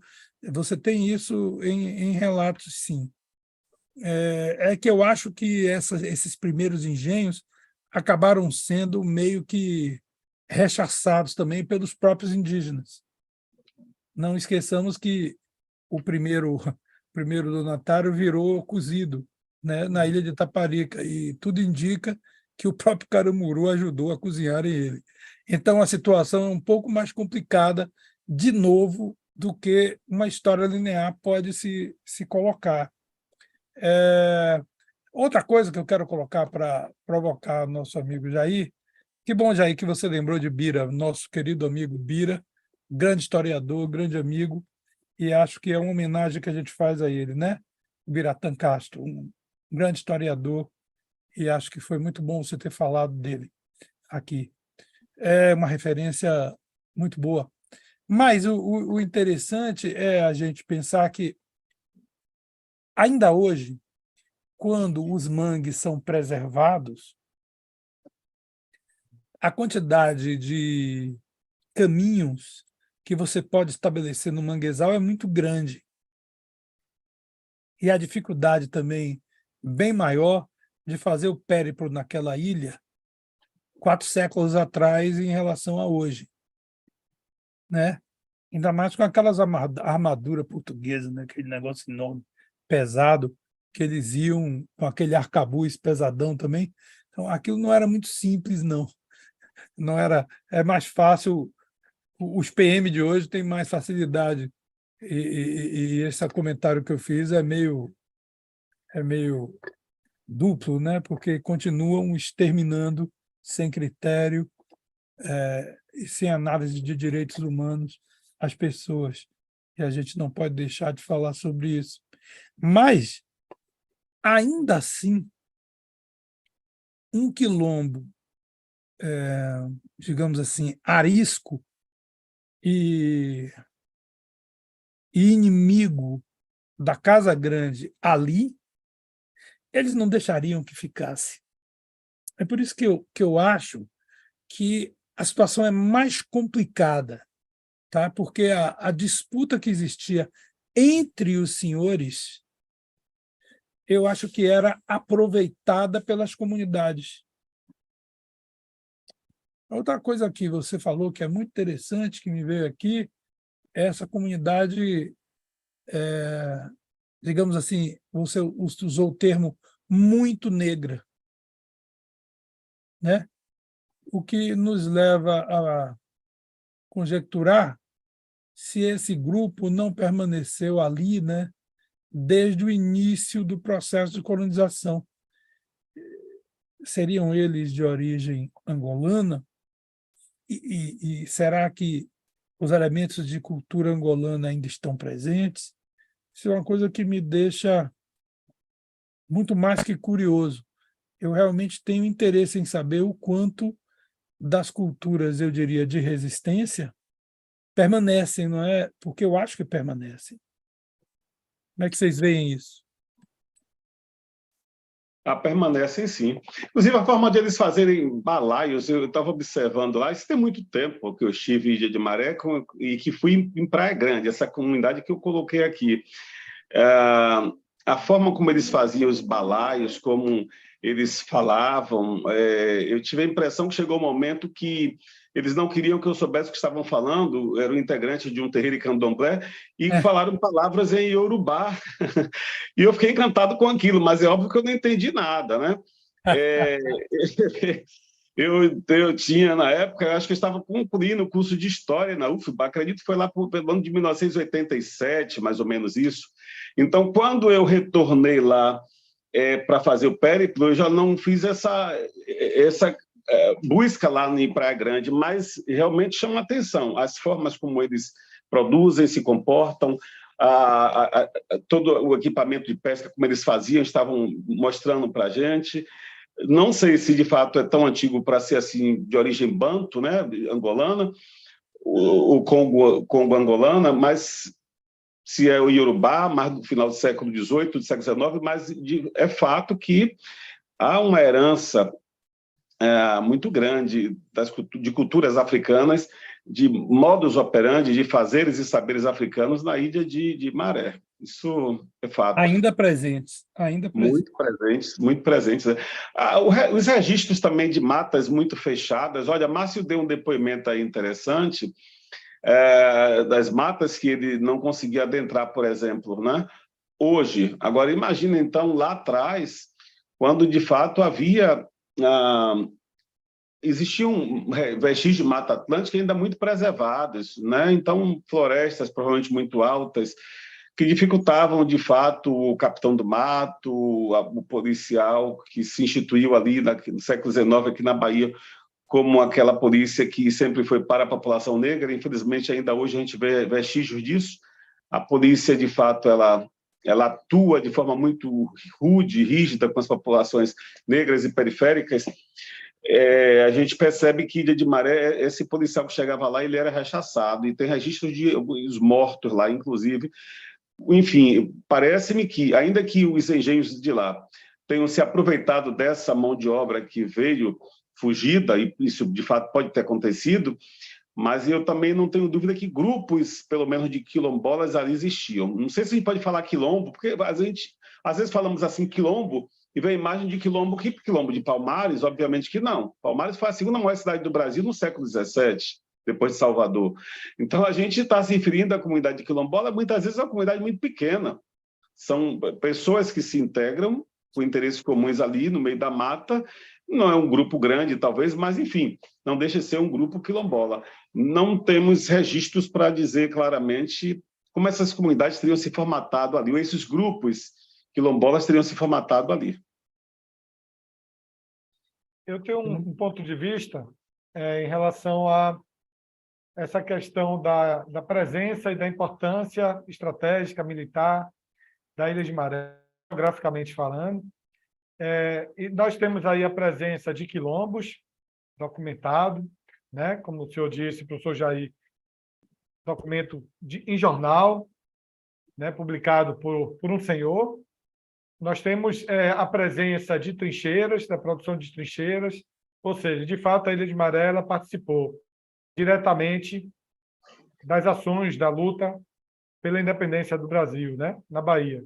Um outro ponto que eu coloco sobre essas questões é assim, houve um momento em que Labatu queria, digamos assim, cadastrar pessoas pretas escravizadas para fazer parte dos seus exércitos, né?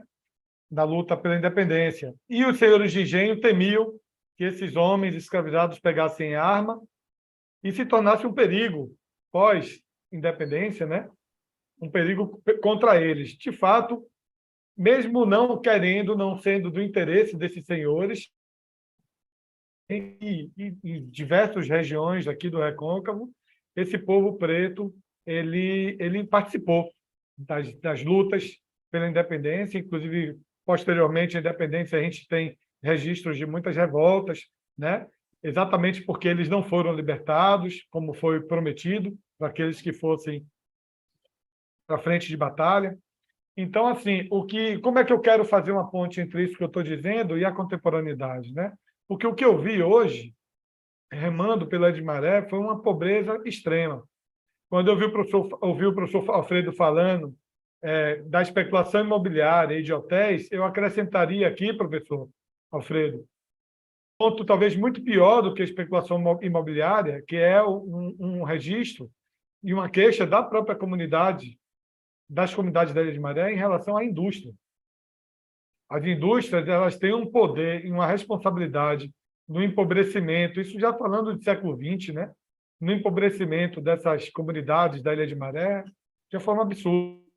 Porque, querendo ou não, na década de 10, 20, 30, pós-abolição, mesmo não tendo terra, como o professor Jair colocou muito bem, que não foi dado terra, não foi dado nada, nenhum direito, nenhuma legitimidade, sim a marginalização, é um fato também que essas populações elas acabaram encontrando na natureza uma condição boa de se viver, mesmo tendo outros contatos com outras comunidades, viviam da caça, da pesca, viviam bem, até que a modernidade traz, a contemporaneidade traz essa industrialização no Recôncavo, e isso sim, de fato, traz uma pobreza extrema para a região. Então, o que eu posso afirmar é que eu acho muito importante eu vi esgoto ao céu aberto, eu vi pessoas assim realmente muito empobrecidas, abandonadas pelo poder público. Ilha de Maré, de fato, é parte de Salvador.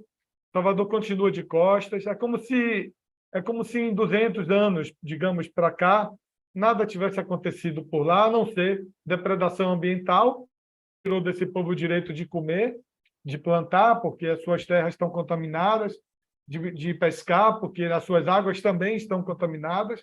Estamos falando aqui daquela face norte da Ilha de Maré, que está de frente para o Caboto, que está de frente para as indústrias, e eu passei por lá, inclusive suprimi algumas falas minhas, porque o vídeo ficaria muito longo, onde eu mostro a indústria, a destruição, né, da natureza, que prometia distribuição de riqueza, que prometia o progresso, mas, de fato, o que eu vejo hoje, ao redor dessa indústria, tanto no continente como nas ilhas, onde estão as comunidades mais carentes, né, é um empobrecimento gerado por essas indústrias, um efeito colateral também desse processo da independência, que não foi uma independência voltada para uma maioria, e sim, como o professor Alfredo também afirmou no início, uma independência que preservou as estruturas econômicas, né?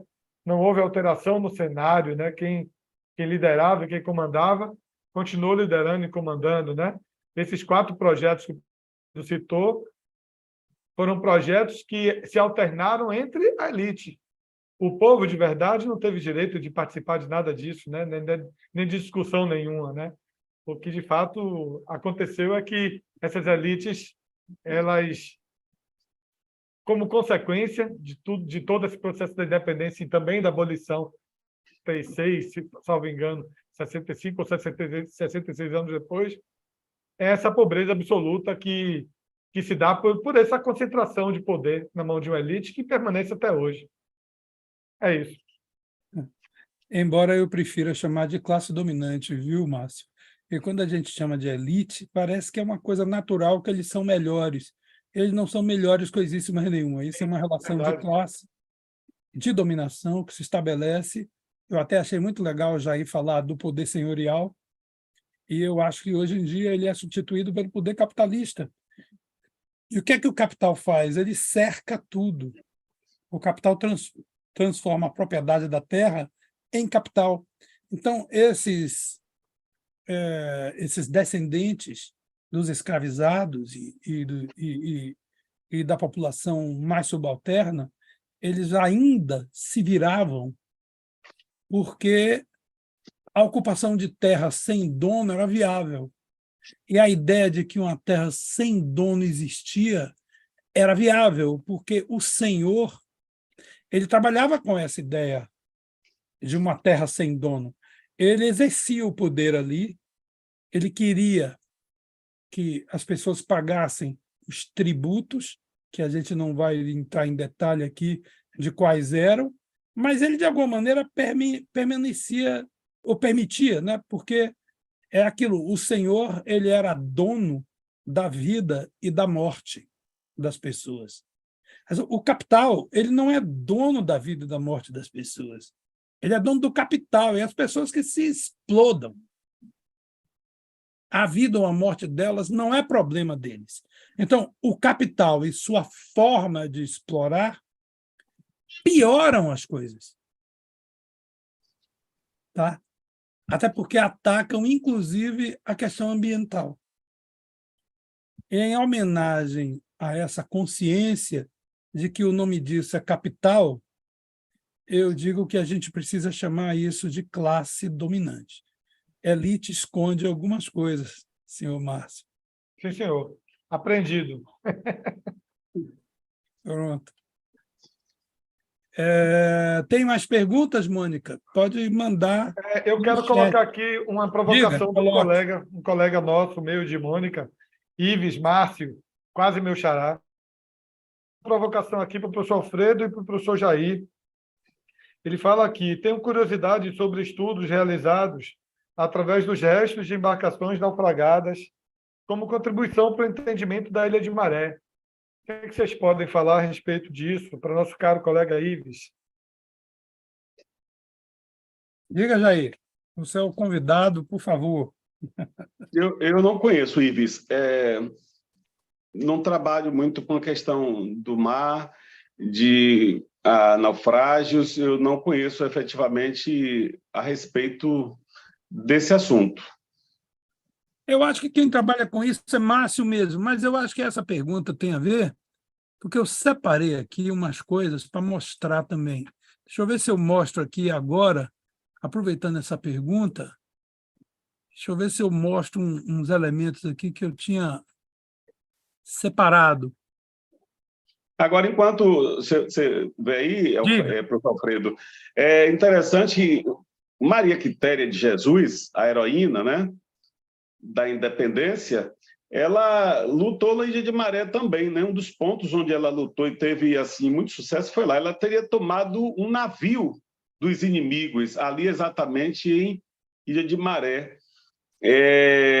Depois ela tem atuação na Pituba, em Itapuã, no Funil, né? Ali no Paraguaçu, onde ele desemboca ali no próximo ao Funil. A Maria Quitéria teve uma grande participação ali, e envolvendo a tomada de navio dos inimigos. Não sei se nesse período, inclusive das guerras de independência, se algum navio foi ali afundeado, já que a Ilha de Maré era muito cobiçada, ela foi bombardeada também no período das guerras de independência, a Ilha das Vacas, a Ilha de Maré.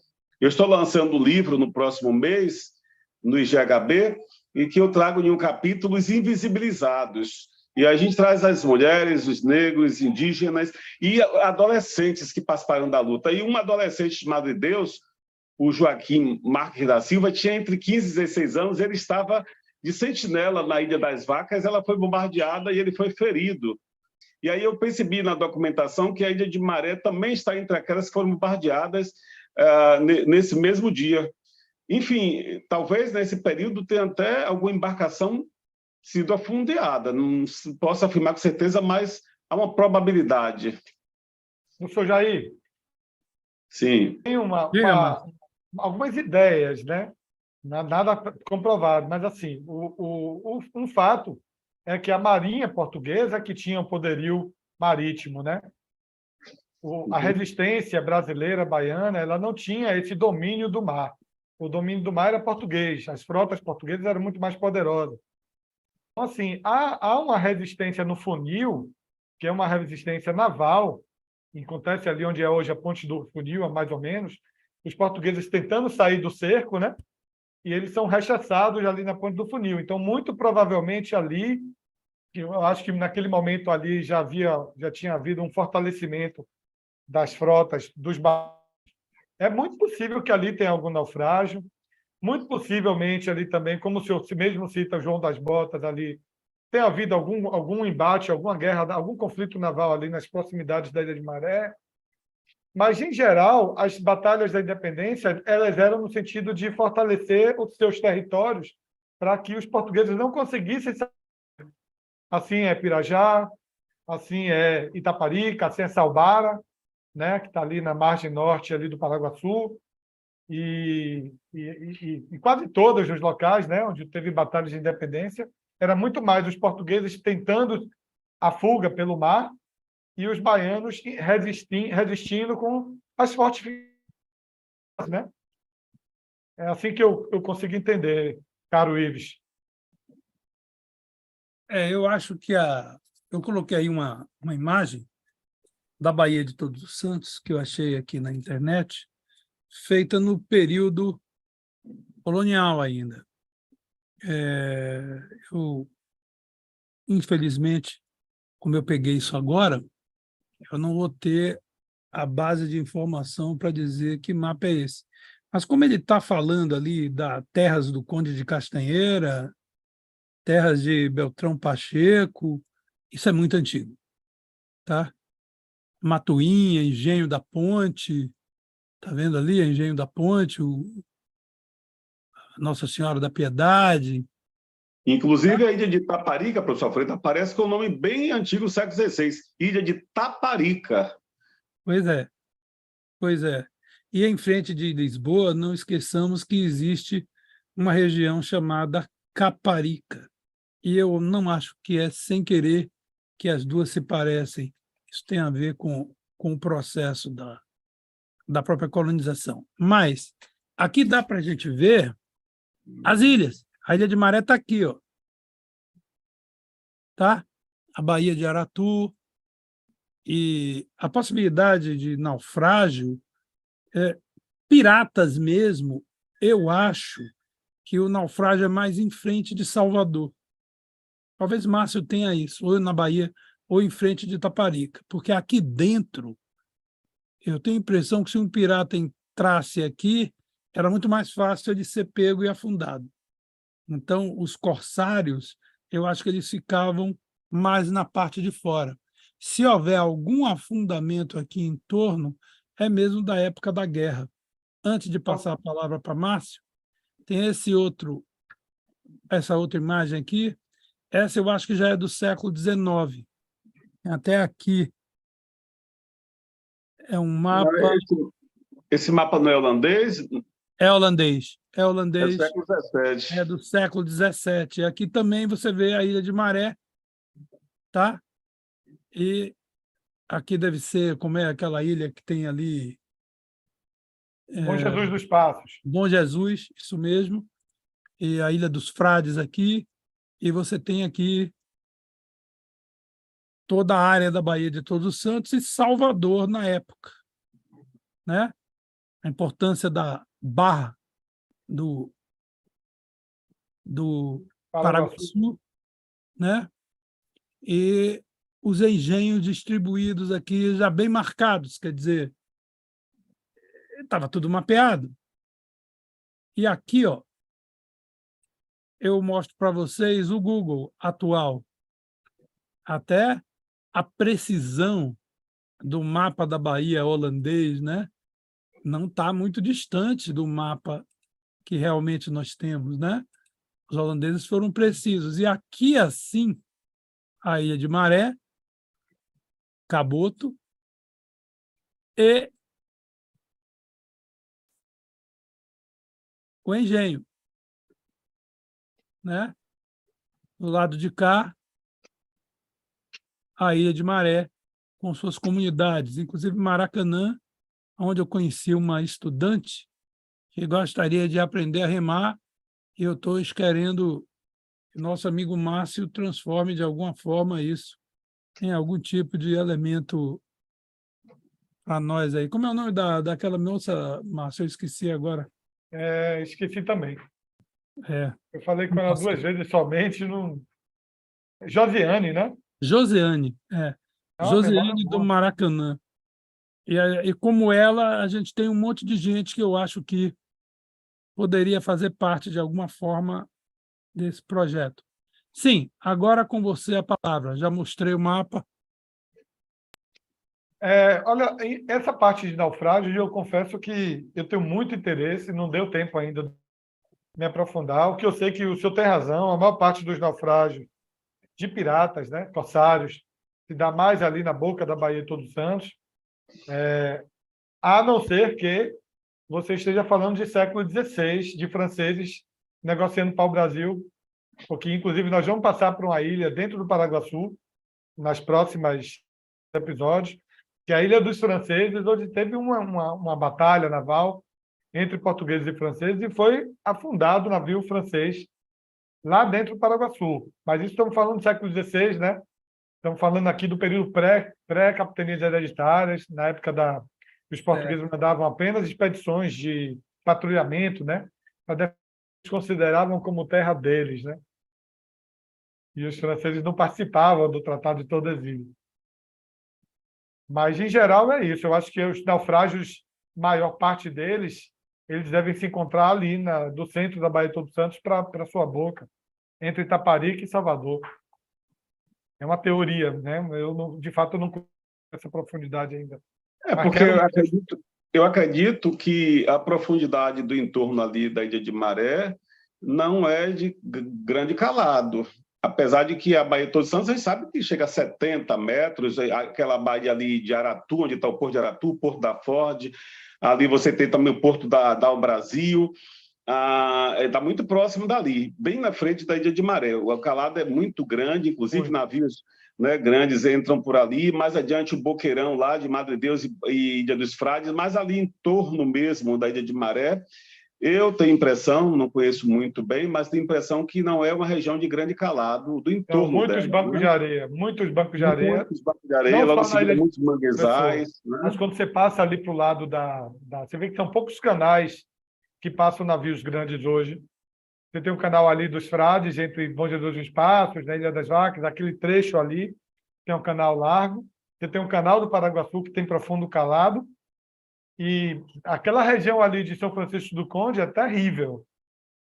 Indicações de calado fundo, terrível. Muitos bancos de areia, inclusive ali, com certeza deve ter havido naufrágio, porque São Francisco do Conde está desde os primórdios também, né?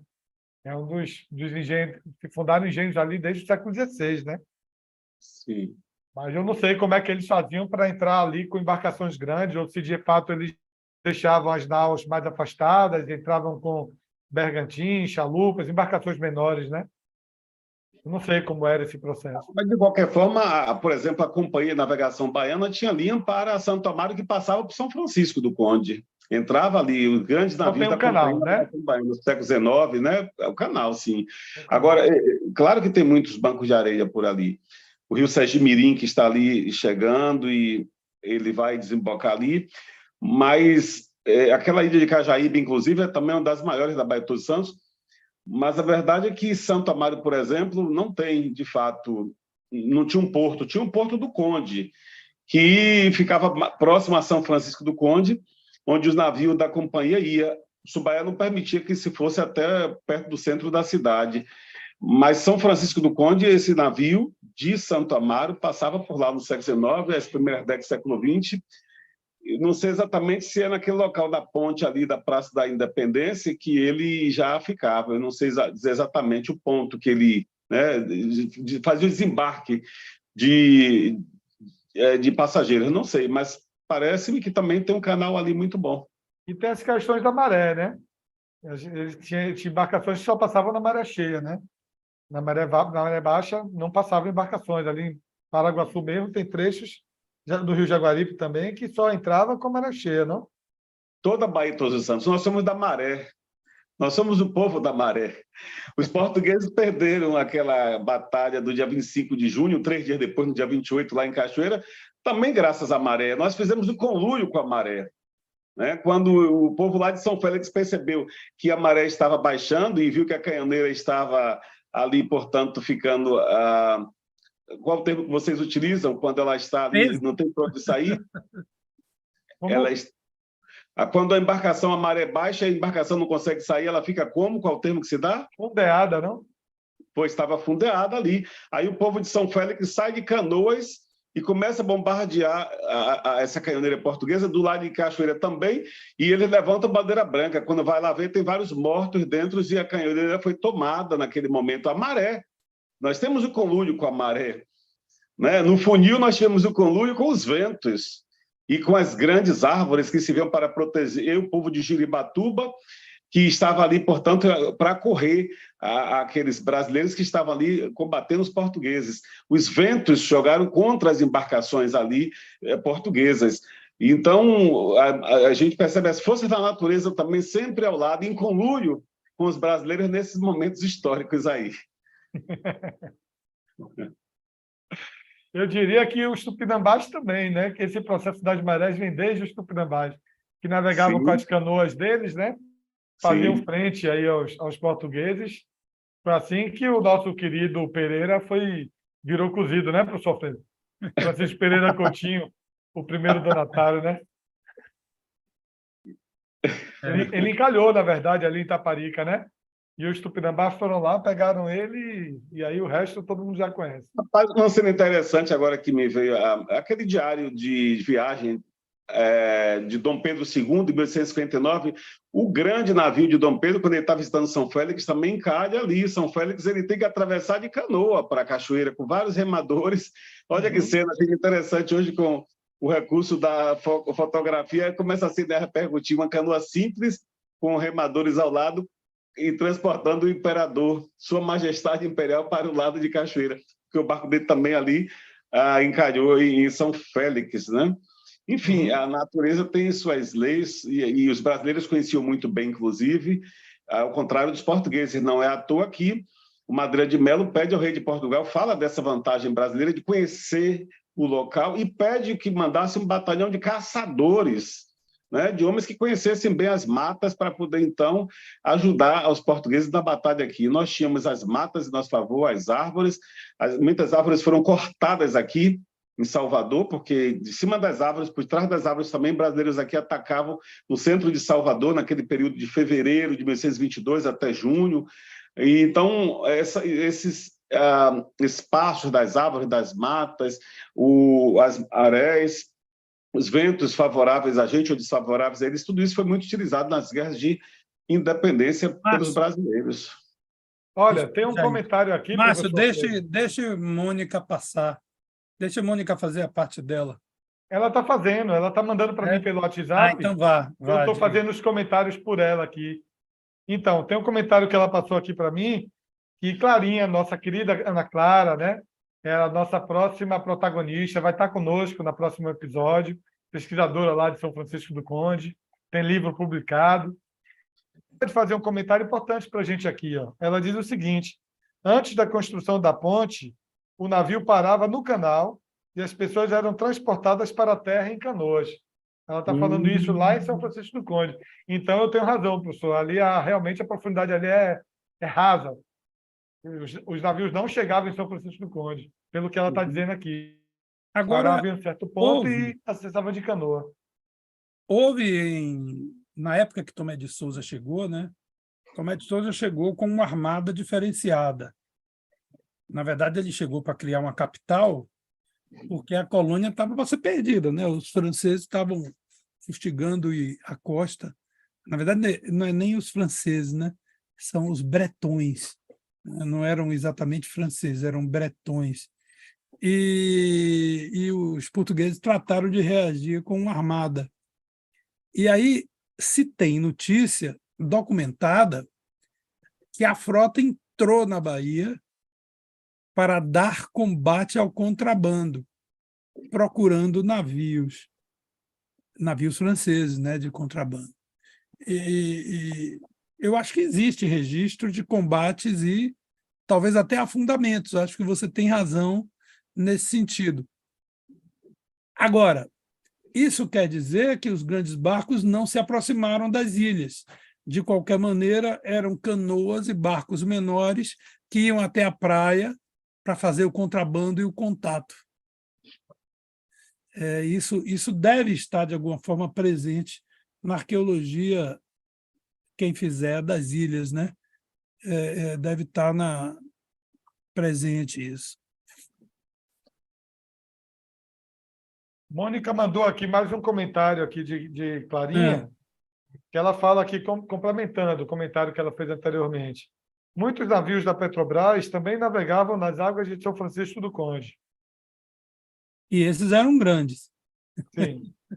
Mas aí a gente não sabe, modernamente, o quanto já tem o trabalho de alguma draga, né? Porque esses portos, Jair, que você disse que tem 70 metros e tal, os portos, a Baía de Todos os Santos, realmente tem regiões fundas, mas os portos, para eles conseguirem atracar um barco maior, tem o trabalho de alguma draga. Alguma draga apareceu ali e fez aquele trabalho, porque não é normal, porque quando você vê, nem mesmo Salvador, que tem um porto natural, profundo e até, eu diria, é um porto já com algum aterro, né, no século XIX, você não vê os barcos maiores atracando no porto, nas fotografias que a gente tem do século XIX, né? Então, havia, de fato, essa transição de mercadoria e gente em barcos menores, como a Clarinha está colocando aí. Isso deve fazer a gente entender um pouco mais as coisas e a gente faz crescer a importância, né, desse personagem quase em extinção, que a gente devia proteger, chamado Saveiro. Como Saveiro era importante, porque ele navegava em águas de baixo calado e era um barco relativamente grande, né? Tinham saveiros de 2 mastros. Se bem que os saveiros sabiam, como você bem disse, Jair, sabiam aliar-se à natureza, né?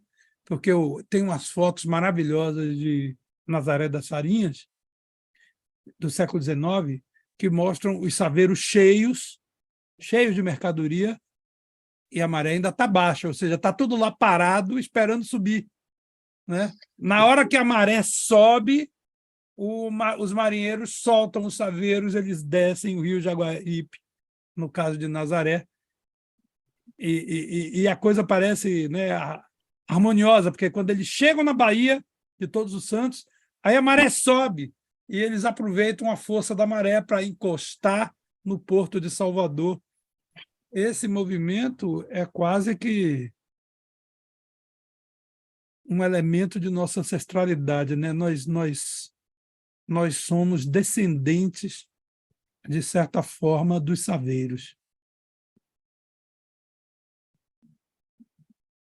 É interessante, professor Alfredo e Márcio, as imagens dos cavalos, burros, jegues adentrando no mar para, então, colocar a mercadoria no saveiro ou tirar a mercadoria do saveiro e levar para a superfície, né? Então, os saveiros, de fato, chegavam muito próximo do litoral, muito próximo da margem onde ficavam as pessoas. Ainda que a maré baixa, a depender do tamanho do saveiro, eles conseguiam chegar. E fazia o transporte com muita facilidade. É lamentável que depois dos transportes rodoviários, na década de 60, esses saveiros começaram a gradativamente desaparecerem de cena, foi a ruína de muitos saveiristas, de remadores, muita gente desempregada, as feiras livres também sentiram o impacto das vilas, freguesias, dos distritos, das cidades recôncavas, das feiras de Salvador. Houve em cadeia, como efeito dominó, um grande desemprego de muitos feirantes e de muitos outros trabalhadores que viviam em torno desse transporte que o saveiro fazia de mercadorias nesse vai e vem entre o Recôncavo e Salvador. Eles, inclusive, carregaram material para a construção da refinaria de Mataripe, em 1947 até 1950, quando ela é inaugurada. E estavam construindo ali a sua ruína sem perceber. O próprio Bom Despacho, em Taparica, né? São Joaquim, aqui em Salvador, esses terminais também foram os saveiros que fizeram o transporte de materiais de construção para a construção deles. Enfim, é o momento da chamada modernização, entre aspas, e que excluía, portanto, esses sistemas tradicionais, os saberes e fazeres tradicionais do Recôncavo, e que levou à ruína muita gente. Dá dó, de fato, a gente perceber, naquela época, eu lembro, na minha infância, por exemplo, de ver saveiros sendo jogados no mar, abandonados ou vendidos a preço de banana para ricos fazerem iates, né? Eu lembro disso. Lamentável, né? Enfim, bem lembrado. Acho que os saveiros ainda precisamos, assim como as ferrovias, rever a forma como a gente trata a questão econômica dissociada do humano, do social. Né? E do cultural, né? E do cultural. E do cultural também, exatamente. Na verdade, bastava uma política pública do tipo, quem mantiver um saveiro não paga tal imposto, você já teria um monte de saveiro aí. Exatamente. E quem há de negar, Márcio, me desculpa, mas você não sei se viu isso, como eu vi, e acho que Jair também viu, a beleza das velas brancas na Bahia. Porque eu ainda peguei, nos anos 60, a Baía de Todos os Santos e o mar, o oceano aberto, cheio de vela branca. A gente via de longe. A gente via de longe. E isso era de uma poesia, cara, que não tem preço. Mas deixa eu dar um spoiler aqui do nosso quarto episódio, quando a gente vai entrar pelo Paraguaçu, né? E aproveitar para responder aquela pergunta que o senhor fez lá atrás, de quem são aquelas imagens aéreas. Faça essas respostas técnicas. Eu trabalho no Terra Turismo, né? Eu atuo, ora na função de gerente de negócios, ora na função de redator, ora na função de cinegrafista. Eu trabalho junto com o Felipe Oliveira, que é o proprietário da agência, meu amigo. E em todas as nossas viagens pela Bahia, produzindo imagens, ele é o piloto de drone e eu sou o cara que faz as imagens de ação com a GoPro, câmera, imagens aquáticas também. Então, assim, a gente fez muitas viagens. Eu tenho muitas imagens aéreas cedidas com carinho por Felipe, pela Bahia Terra, para que eu possa usar essas imagens aéreas ao longo dessa expedição nossa. Então, quase todos os lugares que nós vamos visitar têm imagens aéreas, das igrejas. Vocês vão ver ao longo dos próximos episódios, nós vamos ter imagens belíssimas. É bom você colocar nessas imagens uma legenda, cedidos pela Bahia Terra, sim, uma sim. coisa assim. Faltou poder isso mesmo. ficar o registro posto, né? Nós estamos no primeiro episódio, dá tempo de eu corrigir. Né? Dá tempo. Certo. Botar lá uns créditos no final do vídeo, né? Isso, botar os créditos. Até porque é currículo, né? Pelo menos É. isso eu acho que a gente pode dar para as Nós pessoas. estamos aqui dando crédito oralmente, né? Agradecendo a Felipe aí pela parceria e são imagens importantíssimas, porque eu vou chegar em vários lugares, várias igrejas, vários engenhos fortes, né? Como Forte Salamina, e a gente tem imagens muito lindas. Tiveram mais duas perguntas técnicas, não foi? Aí Teve essa?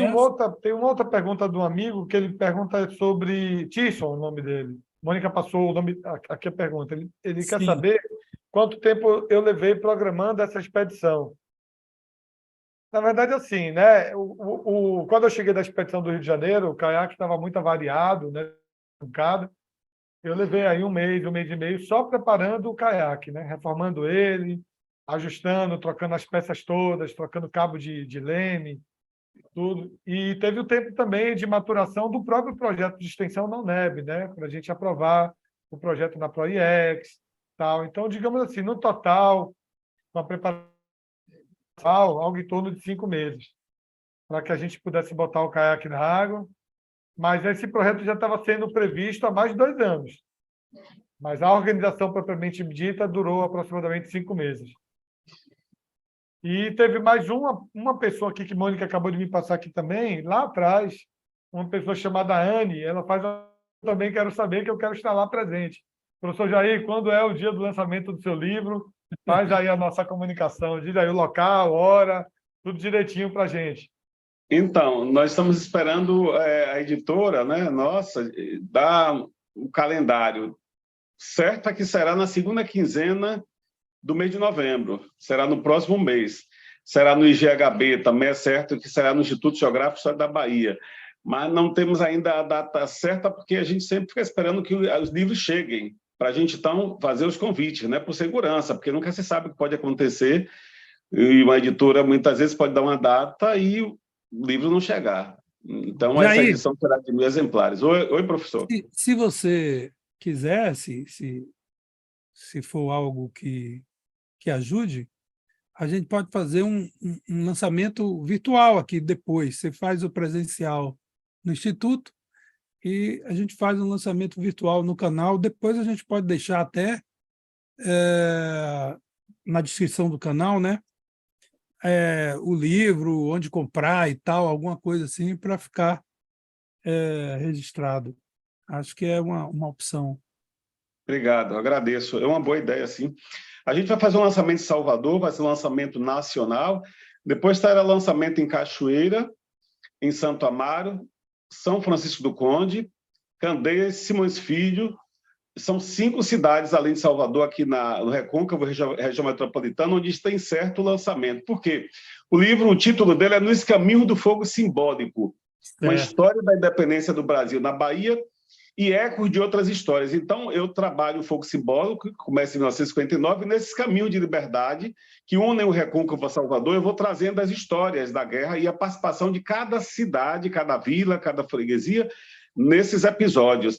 Então, por isso que essas cidades também terão lançamento. A prefeita de Cachoeira, a prefeita de Salbar, o presidente da Câmara de Cachoeira foram entrevistados por mim, os atletas do Fogo Simbólico, entrevistei muitos deles, de todas as cidades por onde passa essa cerimônia do Fogo Simbólico.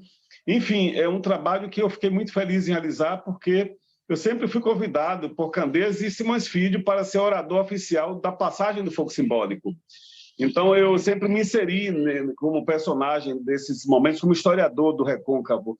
E eu vou ficar muito feliz em saber que esse livro vai ser lançado também aqui virtualmente. A gente pode sim combinar de fazer o lançamento virtual aqui, porque as redes sociais têm importância muito grande, né? Tem muita gente que nem pode participar de um evento pessoalmente, mas virtualmente facilita muito. Vamos poder combinar depois, sim. Obrigado, professor. Ótimo. Obrigado, então, Jair. Gente, eu acho que a gente já pode, esse primeiro episódio, eu acho que a Clarinha ainda tem um monte de pergunta ali, não é, Márcio? Tem as Eu queria até perguntas. aproveitar para dar um abraço para ela. Clarinha, um abraço. Tisson também. Clarinha em São Francisco e Tisson em Mata São João. Um abraço para vocês. E obrigado por estarem conosco. Eu lembrei agora de Tisson, rapaz. Ele estava no curso que eu fiz, que o senhor foi professor lá do Instituto Geográfico. Certo. Eu fiz um curso recentemente, professor Alfredo, com o professor Jair, pelo Instituto Geográfico. E da mesma maneira que eu te conheci no Instituto Geográfico Histórico da Bahia, eu também conheci o professor Jair também lá, como aluno dele, ele ministrando o curso de História do Recôncavo, sobre o século XIX, não é isso, professor Jair?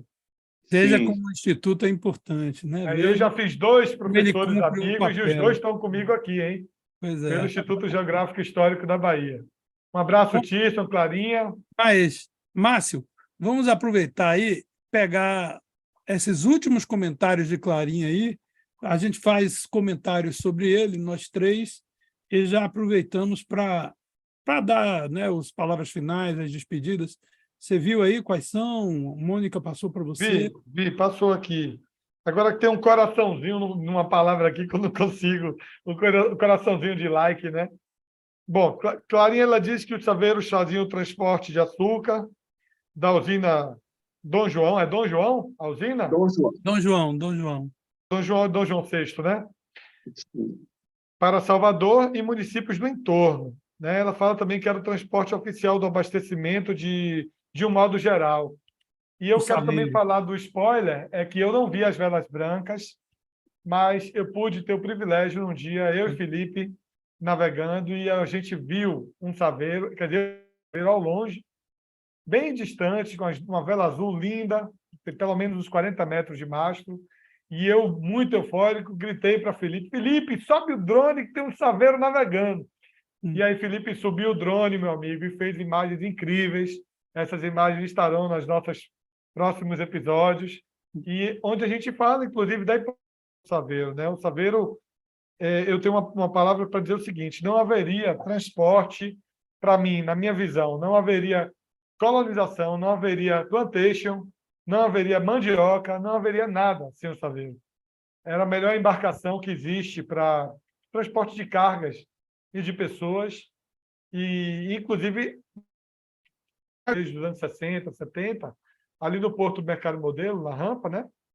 Só tinha saveiro.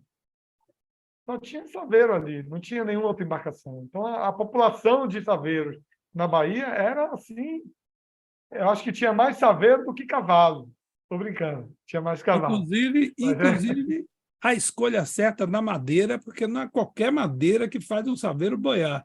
É um barco pesado, tá? É um barco especial. Márcio, passa aí suas últimas considerações para eu passar para Jair e eu encerrar. É a minha felicidade de estar aqui com vocês dois, né? Eu projetei esse momento, essa oportunidade para mim, gente, estar no final da minha graduação e poder estar aprendendo e estar estudando com o professor Alfredo, estudando com o professor Jair, e estar tendo a oportunidade de ter vocês dois aqui, né? Juntos comigo, né? É um privilégio, então eu quero agradecer aos senhores pela oportunidade, né? De me permitirem estar aqui, participando, aprendendo, desenvolvendo como historiador e o futuro pesquisador. Espero ser um dia chegar perto do que vocês conquistaram, produziram e poder dar sequência a esse legado da historiografia na Bahia. É o que eu sonho como futuro pesquisador, como presente, né? Já ando pesquisando, né? E pesquisando bastante. Então, agradeço a todos, agradeço aos presentes, familiares que vêm nos acompanhando aí. E muito feliz aí, a gente teve um resultado legal, né, professor, de comentários, de presença de pessoas. Isso me deixa muito feliz também. Agradeço a todos e até a próxima. Dia 27 de outubro, né, professor Fredo? Episódio 2. Vamos falar sobre São Francisco do Conde, presença do professor Jair Cardoso. Vamos ter a presença de Ana Clara, Clarinha, nossa pesquisadora lá de São Francisco do Conde. Então, eu queria dizer da minha alegria professor. em participar com vocês dessa live e mandar um abraço, inclusive, para Livando Paraguaçu, foi meu aluno no Colégio Polivalente. Um aluno aplicadíssimo. Em Candeias, nós tínhamos muitos alunos da Ilha de Maré. Eles atravessavam, e interessante que muitos com livro na cabeça desciam das embarcações, tiravam o calçado, imagine, em Caboto ou em Passé, se morasse... Ainda tem muitos alunos que vão para Candeias estudar. Quem mora ali em Bananeira, atravessa para Caboto. Quem mora em Passa Cavalo, Martelo, atravessa para Passé, e de lá pega o ônibus da prefeitura para Candeias, o ônibus de estudantes. E, enfim, dá um abraço a Elivandro Paraguaçu, a todos os nossos ex-alunos de Ilha de Maré. Foi um prazer estar aqui com vocês. E queria recomendar aos ouvintes que leiam a poesia seiscentista de Manuel Botelho de Oliveira, A Ilha de Maré, que é um poema belíssimo que traz toda a fauna, a flora da Ilha de Maré, as belezas da Ilha de Maré. O Manuel Botelho de Oliveira, ele é um personagem que quem quer estudar Ilha de Maré necessariamente precisa ler a sua poesia. É uma poesia muito grande e bela, A Ilha de Maré. E um abraço para todos vocês e uma boa noite. Pronto. Professor, deixa eu aproveitar aqui que o professor Jair lembrou muito bem. Agradecer aí meu querido amigo Elivandro pela hospedagem, pelo carinho, pela muqueca. Comi uma muqueca maravilhosa. Né? Um povo realmente muito sorridente, um povo feliz, muito, muito receptivo. Eu me sinto muito contente de ter dormido uma noite na Ilha de Maré e aprendido um pouco mais, né, sobre a ilha. Então, um grande abraço, Elivandro. Sinto muito você não poder estar com a gente aqui, mas vamos achar outros caminhos aí para estarmos juntos. Pois é. A gente falando do Saveiro, eu gosto sempre de lembrar daquela história que quando foi comemorado os 500 anos, né, da descoberta do Brasil, os engenheiros navais do Rio de Janeiro fizeram uma caravela que afundou. E no meio, assim que saiu da Bahia, a caravela afundou.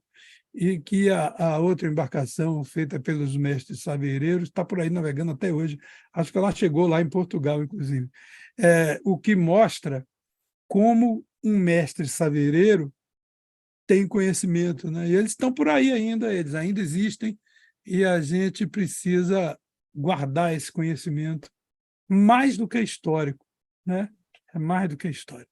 Eu agradeço a vocês pela presença, a Márcio, ao Jair, nosso convidado, sou Jair Cardoso, bem-vindo no lançamento do livro, é só falar.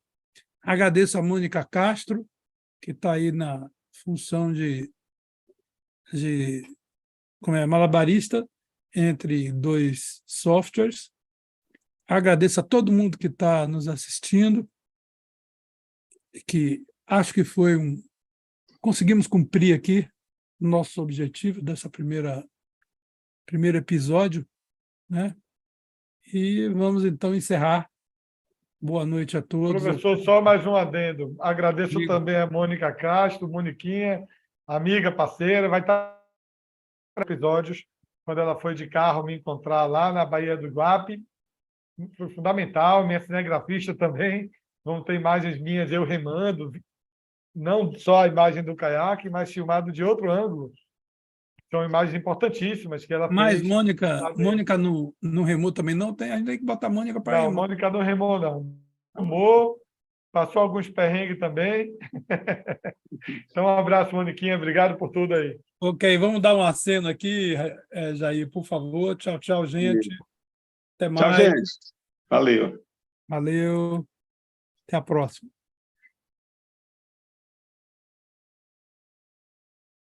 Pronto.